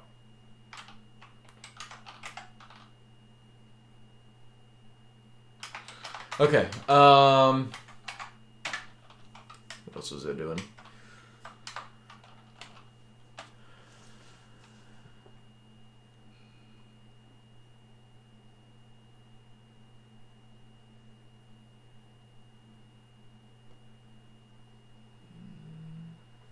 People are just saying random stuff. What do you think about the Apple credit card? Well, it buys Apple stuff. Although it's one of the few non-annual fee cards that is metal. I want to know about the Kurds. Oh, about Kurd denialism. It's a little too late for me to go into that. That's like, you know how they have those like conspiracy theory charts where it's like, you know, brain memes with like conspiracy theories, like which one's bigger and bigger. One of them should be Kurd denialism. Kurds don't exist at all. I have my reasoning, but I used to tell it to my friend Ryan, because back at Arizona, they do like Iranian languages. Kurdish, I think, was included in that, but or wait, was it him that I talked about Kurd denialism? I know I've talked to people with about Kurd denialism, but Thoughts on BTC Miami? I didn't go. It wasn't until I went to Monero Talk that I realized that, there are all these other cryptocurrency conferences going on that I don't know. I don't really care that much about. Where should I get the Corpus Hermeticum? Maybe Lindy Press when I publish it. I mean, I just got a crappy... where is it? I mean, you can get them online, but I'll show you what my crappy copy looks like. This is not Lindy Press material. This is like... this is what actually why Lindy Press exists. Because not just the print books that are out of print, but because there are crappy companies like this. What company is this? Who cares? Who cares? But what a boomer did is he copy-pasted, the text from this thing. I will say it's poorly formatted, errors all over the place. There's no, this is as much text formatting as you get, like chapter titles. And it's just shoddy workmanship. You can tell he did it in Microsoft Word. I think it has, the Calibri font as the font. I mean, it just looks like crap. This is one of the reasons I started Lindy Press. So, yeah, maybe I should do the Hermetic Corpus, too, since I am going to do the alchemy thing. But...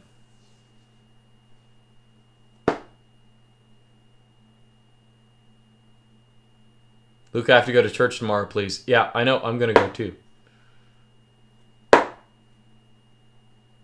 Kurd denialism will definitely get you banned. Yeah, I mean, Kurds for... Anyway, I'm not even going to bother talking about it because I don't want to go into that. We gotta go to bed.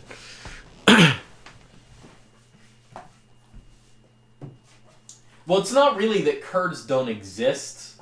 It's that a lot of the... Well, okay, I don't know.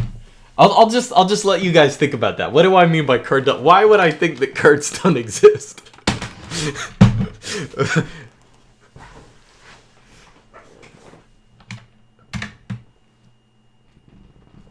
Luke, answer his question. What question?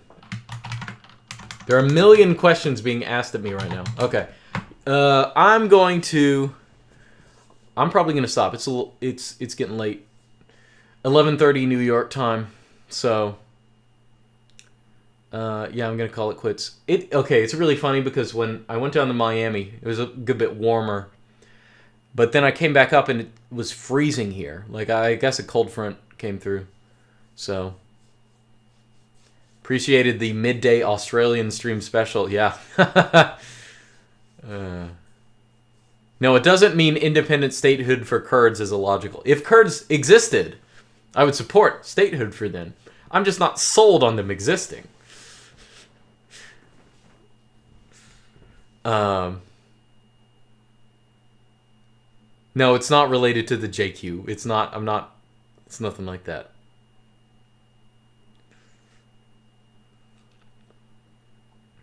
No, it's not. People are wondering, all right, no, we're not going to talk about Kurd denialism. It's not funny now. If I gave you my comedy routine about this now, it wouldn't be as funny. So I got to wait till later.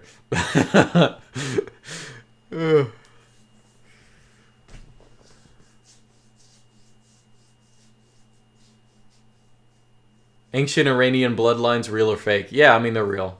And Kurds are Iranian, people. As are a lot of people. Yeah, well, it's weird in proto-history and in linguistics. The term Iranian doesn't mean from where we call Iran. It's actually a much more general group. Most of the people are actually not in Iran. It's really people who speak Iranian languages, which, it's like Turkic languages are people all over the place, not just what we now call Turkey. Same thing. Their Iranian people were all over the place. Iran is just one of the places where they were.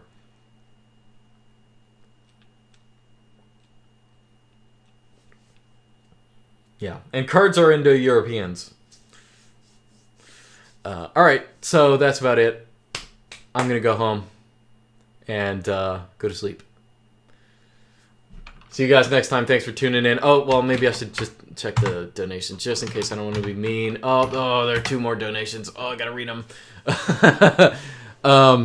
Have you played Final Fantasy VII? I know you're not. No, I haven't. I know you're not a super gamer anymore, but if you have, do you approve of the messages about the environment? You know, I think I remember my friend talking about that when I was younger. But no, I've never played it. And last donation. Hi, Luke. Do you know any good resource for learning about how much traffic a VPS can handle? It depends on the VPS, okay? So let's say Vulture, they'll tell you what your maximum bandwidth is. At Frantech, bandwidth is unmetered. You can have however much.